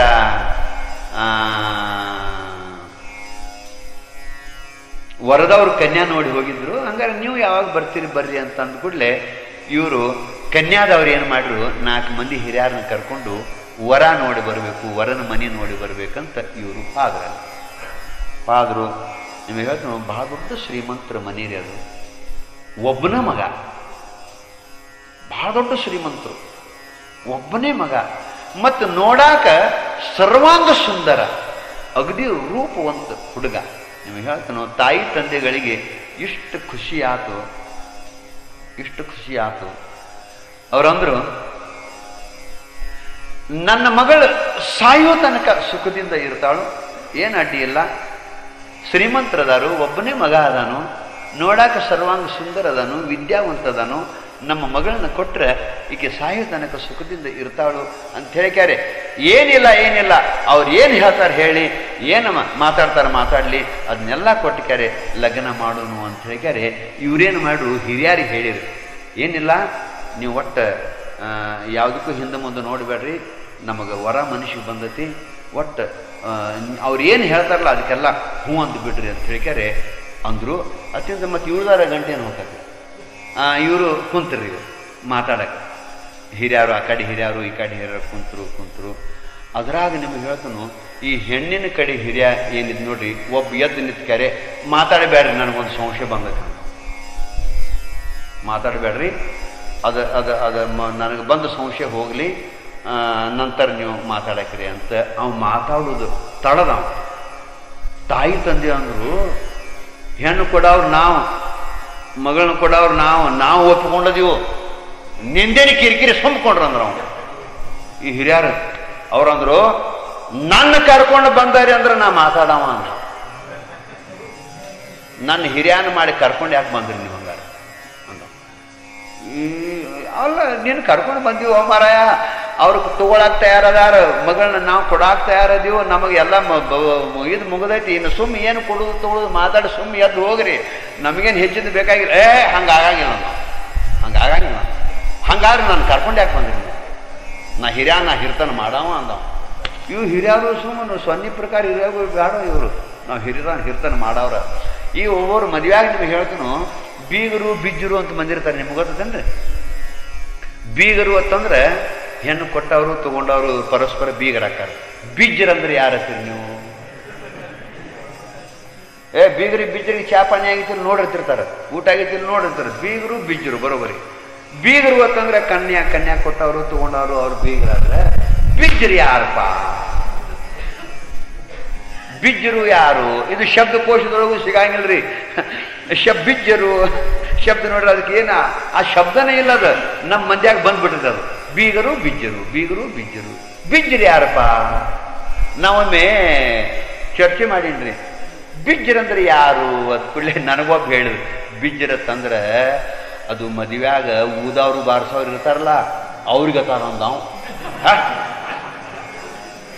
ಅವ್ರು ಭಜಂತ್ರಿಗಳಪ್ಪ, ಅವ್ರು ಹೆಂಗ ಬಿಜ್ಜರಾಕಾರು? ಅವ್ರಲ್ಲ ಅಂದ್ಕೊಳ್ಳೆ. ಮತ್ತೊಬ್ಬ ಏನಂದ, ಹಂಗಾರೆ ಬಿಜ್ಜರಂದ್ರೆ ಅವರಲ್ಲ, ಈ ಲಗ್ನ ಮಾಡಿಸ್ತಿರ್ತಾರಲ್ಲ ಸ್ವಾಮಿಗಳು, ಆಚಾರ್ಯ ಇರ್ತಾರಲ್ಲ, ಇವ್ರಿಗೆ ಬಿಜ್ಜರತಾರು. ಇವ್ರ ಆಚಾರ್ಯರು, ಇವ್ರಿಗೆ ಹೆಂಗತಾರು ಅಂತ ಇನ್ನೊಬ್ಬ ಹೇಳಿದ್ರಿ. ಬಿಜ್ಜರಂದ್ರೆ ನಾ ಹೇಳ್ತೀನಿ ನಾನು. ಬಿಜ್ಜರಂದ್ರೆ ಮತ್ತಾರಲ್ಲ ಊದವರು ಅಲ್ಲ, ಬಾರಿಸೋರು ಅಲ್ಲ, ಮದ್ವೆ ಮಾಡಿಸೋರು ಅಲ್ಲ, ಏನಲ್ಲ. ಅಗದಿ ಚಂದಂಗ ಮದುವೆ ನಡೀತಿರ್ತೈತಿ, ಇನ್ನೇನು ಅಕ್ಕಿ ಕಾಳು ಬೀಳ್ತಾವ ಅನ್ನೋದ್ರೊಳಗೆ ಚಂದಂಗ ಲಗ್ನ ಇನ್ನು ಮುಗಿತೈತಿಪ್ಪ ಅನ್ನೋದ್ರೊಳಗೆ ಏನು ಜಗಳ ಹಚ್ತಾರಲ್ಲ ಅವ್ರು ಬಿಜ್ಜರು. ಆಗೋ ಲಗ್ನ ಆಗಲಾರ್ದಂಗೆ ಏನು ಮಾಡಿಡ್ತಾರಲ್ಲ, ಇನ್ನಟ್ಟು ಅದು ಅಡಿಗೆ ತಯಾರಾಗಿರ್ತೈತಿ, ಇನ್ನು ಊಟ ಮಾಡ್ಬೇಕತ್ತಿರ್ತಾರೆ, ರಗಡ್ ಹೊತ್ತಾಗಿರ್ತೈತಿ, ಇನ್ನು ಅಕ್ಕಿಗಳು ಹೋಗಿರೋ ಮರ ಹತ್ತಿರ್ತಾರೆ. ಹಂಗೆ ಅದು ನಮಗೆ ಊಟ ಇಲ್ಲ, ನಮಗೆ ಚಾ ಇಲ್ಲ, ಏನು ನಮಗೆ ಕಿಮ್ಮತ್ತಿಲ್ಲ, ಏನಿಲ್ಲ. ಈ ನಡಬಾರ್ಕಿನವ್ರು ಯಾರು ಅದಕ್ಕೂ ಏನು ಕೊಟ್ಟವ್ರಲ್ಲ ತೊಗೊಂಡವ್ರಲ್ಲ, ಸುಮ್ಮನೆ ನಡಬಾರ್ಕ ಬಂದು ಜಗಳ ಹಚ್ಚಿ ಆಗೋದಗರ ಆಗ್ಲಾರ್ದಂಗ ಲಗ್ನ ಏನು ನಿಲ್ಲಿಸ್ತಾರಲ್ಲ ಇವ್ರಿಗೆ ಬಿಜ್ಜರು ಅಂತ ಕರೀತಾರು ಅಂತ ನನಗೂ ಅನಿಸ್ತಿದ್ರು. ಒಮ್ಮೆ ಖರೆ ಅನಿಸ್ತಿದ್ರು, ಇರಬೇಕಿದ್ರು. ಆದ್ರೆ ಈ ಹಿರಿಯ ಹಂಗೆ ಇದ್ದಿದ್ದಿಲ್ರಿ. ಇವ ಕೊಡುವುದು ತಗೊಳ್ಳೋದು ಏನು ಮಾಡ್ತಿರಲ್ಲ, ನನಗೆ ಸಂತೋಷದ. ಶ್ರೀಮಂತರದಾರು, ಭಾಳ ಚಲೋ, ಮಗ ಒಬ್ಬ ಅದಾನು, ಇದು ಚಲೋ, ಸರ್ವಾಂಗ ಸುಂದರ ಅದಾನು, ಇದು ಚಲೋ, ಬರೋಬರಿ. ಇವ ವಿದ್ಯಾವಂತ ಅದಾನು, ಇದು ಬರೋಬರಿ. ಖರೆ ನನಗೇನು ಸಂಶಯ ಬಂದೈತಿ ಅಂತ ಕೇಳಿದ್ರೆ, ಆ ಹುಡುಗನ ಎಡಗಡೆ ಗಲ್ಲಿ ಯಾಕೆ ಉಬ್ಬೈತಿ ಅಂದ. ಅದು ಗಲ್ಲು ಉಬ್ಬಿತ್ರಿ ಅವನು. ಅವನೇನು ಹೆಣ್ಣಿನ ಕಡೆ ನನಗೆ ಹಿರಿಯಾಣ ಮಾಡಿ ಕರ್ಕೊಂಡು ಬಂದಾರಂದ್ರೆ ಪಾಪ ಅನಾಹುತ ಆಗಬಾರ್ದು, ಅದು ಏನಾರು ಕ್ಯಾನ್ಸರ್ ಗಂಟದು ಆಗಿತ್ತಂದ್ರೆ ಮುಂದೆ ಕೂಡಿ ಕೆಡಬಾರ್ದು ಅಂತ ಹೇಳಿಕರೆ ಅವೇನಂದ, ಹುಡುಗಂದು ಎಡಗಡೆ ಗಲ್ಲಿ ಯಾಕೆ ಉಬ್ಬೈತಿ ಅಂದ. ಅದು ಉಬ್ಬಿದ ಖರೇನೇ ಇರ್ತದೆ. ಯಾಕೆ ಉಬ್ಬೈತಿ ಅನ್ನೋದಕ್ಕೆ ಆ ಗಂಡಿನ ಕಡೆ ಹಿರ ಮನುಷ್ಯ ಏನು ಮಾಡಿದ, ಎದ್ದು ನಿಂತಾವ. ಹಿರಿಯ, ನೀ ಏನಾರ ಗಂಟಾಗೈತಿ ಹಂಗಾಗೈತಿ ಅಂತ ತಿಳ್ಕೊಂಡು ನಮ್ಮ ಹುಡುಗನ ಗಲ್ಲು ಯಾಕೆ ಉಬ್ಬೈತಿ ಅಂತಂದ್ರೆ ಅವ ಅಡಿಕಿತಿತಾನ. ಅಡಿಕಿತಿತಾನ ಅಂತಂದ್ರೆ ಒಂದೊಂದು ಚಿಕನ ಅಡಿಕೆ ಅವ ಬಾಯಾಗ ಹಾಕೊಂಡ ಆತಂದ್ರೆ ಅದನ್ನ ಅಲ್ಲೇ ಮುಗಿಸೇ ಬಿಡ್ತಾನವ. ಅದಕ್ಕೆ ಈಗ ಅಡಿಕೆ ಹಿಡ್ದಾನು, ಅದು ಗಲ್ಲು ಉಬ್ಬಿದಂಗೆ ಕಾಣ್ತತಿ. ಹುಡುಗ ಬಾಯನ ಅಡಿಕೆ ತೆಗಪ್ಪ, ತೆಗಿನಿ, ಬಾಯನ ಅಡಿಕೆ ತೆಗಿ. ನೀವು ಹಿರಿಯ ಸಂಶಯ ಮಾಡಕತ್ತಾನು, ಬಾಯನ ಅಡಿಕೆ ತೆಗಿ ಅಂದ್ರು. ಅವ್ನು ತೆಗದ್ರಿ, ಗಲ್ಲು ಬರೋಬರಿ ಅದು. ನೋಡು ನಮ್ಮ ಹುಡುಗಿ ಏನಾಗಿಲ್ಲ, ಅಡಿಕಿತ್ತಾನು. ಇವು ಹಿರಿಯ ಸುಮ್ಕೊಂಡಿರ್ಬೇಕು ಬೇಡ. ಅವಂದ ಇನ್ನೂ ಲಗ್ನ ಆಗಿಲ್ಲ, ಏನಿಲ್ಲ, ಇಟ್ಟು ಸಣ್ಣ ವಯಸ್ಸಿನಾಗ ನಿಮ್ಮ ಹುಡುಗ ಅಡಿಕೆ ತಿತ್ತಾನಂದ್ರ ಇದೆಂತ ಕೆಟ್ಟ ಚಟ ಅಂದೀವಿ, ಇದೆಂತ ಕೆಟ್ಟ ಚಟ ಅಂದ. ಅವಂದ ಅಡಿಕೆ ತಿತ್ತಾನು ಅಂತಂದ್ರೆ ನೀ ಯಾವತ್ತೂ ಏನು ತಿನ್ನಂಗಿಲ್ಲ, ಯಾವಾಗಾರ ಒಂದು ಸಿಗರೇಟ್ ಹಚ್ಚಿದ ಅಂದ್ರೆ ಒಂದು ಅಡಿಕೆ ತಿತ್ತಾನು. ಅಡಿಕೆ ಅಲ್ದ ಮತ್ತೆ ಸಿಗರೇಟ್ ಸೇತಾನು. ಸೇತಾನು ಅಂತಂದ್ರೆ ಯಾವತ್ತು ಸೇತಾನ ಅವ ಯಾವಾಗಾರ ಏನಾರಪ್ಪ ಅಂದ್ರೆ ಈ ಮಟನ್ ಖಾನಾವಳಿಗೆ ಅದು ಹೋಗಿ ಬಂದು ಊಟ ಮಾಡಿದ ಅಂದ್ರೆ ಒಂದು ಜಗ್ತಾನು. ನಿಮ್ಮ ಹುಡುಗ ಮಟನ್ ಖಾನಾವಳಿಗೆ ಹೊಕ್ಕಾನು, ಹೊಕ್ಕಂತಂದ್ರೆ ದಿವಸ ಹೊಕ್ಕಾನ. ಯಾವಾಗಾರ ಒಂದು ಬಾಟ್ಲಿ ಶರಿ ಕುಡ್ದ ಅಂದ್ರ ನಮ್ಮ ಹುಡುಗ ಹೊಕ್ಕಾನು. ನಿಮ್ಮ ಹುಡುಗ ಶರಿ ಕುಡಿತಾನು, ಶರಿ ಕುಡಿತಾನಂದ್ರೆ ಯಾವತ್ತು ಕುಡಿತಾನ, ಯಾವಾಗ ಇಸ್ಪೇಟ್ ಆಗಿ ರೊಕ್ಕ ಗೆದ್ದ ಅಂದ್ರೆ ಒಂದು ಬಾಟ್ಲಿ ಹೋಗಿತಾನು. ನಿಮ್ಗೆ ಹೇಳ್ತನು ಇಟ್ಟೆಲ್ಲ ಅಂದ ಕೂಡಲೇ ಈ ತಾಯಿ ತಂದೆ ಎದ್ದ ಬಿಟ್ರು. ಅವರಂದು ನಮ್ಮ ಹಿರಿಯ ಭಾಳ ಚಲೋ ಮನುಷ್ಯ, ನಾವು ಮೋಸ ಹೋಗ್ತಿದ್ವು. ನೀವು ಎಷ್ಟು ಶ್ರೀಮಂತರಿದ್ರೇನು, ಎಷ್ಟು ಹಣವಂತರಿದ್ರೇನು, ನಿಮ್ಮಲ್ಲಿ ಒಂದು ಸದ್ಗುಣ ಇಲ್ಲ ಅಂತಂದ್ರೆ ನಿಮ್ಮ ಮನೆಗೆ ಬೆಂಕಿ ಹಚ್ಚಲಿ, ನಾವೇನು ಮಗಳನ್ನ ಕೊಡಂಗಿಲ್ಲ. ಸಂಚಾನಕ ದುಡಿದು ಸಂಜೆ ಮಾಡಿ ಒಂದು ಸೇರಿ ಜ್ವಾಳ ತರ ಯಾವಾರ ಇದ್ರ ಅಂತ ಸದ್ಗುಣ ಸಂಪನ್ನನಾದಂತ ಬಡವನಿಗೆ ನಮ್ಮ ಮಗಳನ್ನ ಕೊಟ್ಟು ಲಗ್ನ ಮಾಡ್ತೀವಿ ಹೊರತು ನಿಮಗೆ ಕೊಡಂಗಿಲ್ಲ ಅಂತ ಎದ್ದ ಹೋದ್ ಕಂಪನಿ. ಯಾಕೆ ಮಾತು ಹೇಳಬೇಕಾತು ಅಂತ ಕೇಳಿದ್ರೆ, ರೂಪಿದ್ದು ಫಲವೇನು, ಧನವಿದ್ದು ಫಲವೇನು, ದೊಡ್ಡ ಮನೆಯಿದ್ದು ಫಲವೇನು, ಗುಣವಿಲ್ಲದನ್ನಕ್ಕ. ಗುಣ ಇದ್ದಿದ್ದಿಲ್ಲ ಅಂತಂದ್ರೆ ದೊಡ್ಡ ಮನಿ ಇದ್ರು ವ್ಯರ್ಥ. ವ್ಯಸನಿಕೆ ಇದ್ದ ಅಂತಂದ್ರೆ, ಕುಡಿತಿದ್ದ ಸೇತ್ತಿದ್ದ ಅಂತಂದ್ರೆ ಅವನ ಮನಿ ಎಷ್ಟು ದಿವಸ ಉಳಿತೈತಿ, ಅವನ ಸಂಪತ್ತು ಎಷ್ಟು ದಿವಸ ಇರ್ತೈತಿ. ಅದಕ್ಕೆ ನಾವು ಕೊಡಂಗಿಲ್ಲ ಅಂತಂದ್ರಲ್ಲ, ಹಂಗ ರೂಪಿದ್ದು ಫಲವೇನು, ಗುಣವಿಲ್ಲದನ್ನಕ್ಕ. ಹೆಂಗ ಅವೆಲ್ಲ ವ್ಯರ್ಥೋ ಹಂಗ ಅಕ್ಕ ಮಹಾದೇವಿ ಹೇಳ್ತಾಳು, ಚನ್ನಮಲ್ಲಿಕಾರ್ಜುನ ನಾನು ಮನುಷ್ಯಳಾಗಿ ಹುಟ್ಟಿ ಬಂದು ಫಲವೇನು, ನಿನ್ನ ಜ್ಞಾನವಿಲ್ಲದನ್ನಕ್ಕ. ಪರಮಾತ್ಮ ನಾನ್ ನಿನ್ನ ಜ್ಞಾನ ಮಾಡ್ಕೊಳ್ಳಾರ್ದನ್ನ ಸತ್ತು ಹೋದ್ನಿ ಅಂತಂದ್ರೆ ನಿನ್ನ ಸಾಕ್ಷಾತ್ಕಾರ ಮಾಡ್ಕೊಳ್ಳಾರ್ದನ ನಾ ಸತ್ತು ಹಾದ್ನಿ ಅಂತಂದ್ರ ನಾ ಮನುಷ್ಯಳಾಗಿ ಹುಟ್ಟಿ ಬಂದು ಏನು ಫಲ, ಎಲ್ಲ ವ್ಯರ್ಥ ಅಂತ ಸ್ವತಃ ಅಕ್ಕ ಮಹಾದೇವಿ ಹೇಳ್ತಾಳು ಅಂತಂದ್ರೆ ಬಂಧುಗಳೇ, ಇನ್ನು ನಾವು ನೀವು ಏನು ಶಿವಧ್ಯಾನ ಶಿವಚಿಂತನೆ ಮಾಡಲಾರ್ದನ ಹಂಗ ನಮ್ಮ ಆಯುಷ್ಯ ಹೊರಟು ಹೋಗೀತಿ ಅಂತಂದ್ರೆ ಹೊಕ್ಕತಿ ಅಂತಂದ್ರೆ ನಮ್ಮಂತ ಅಜ್ಞಾನಿಗಳು ಯಾರು?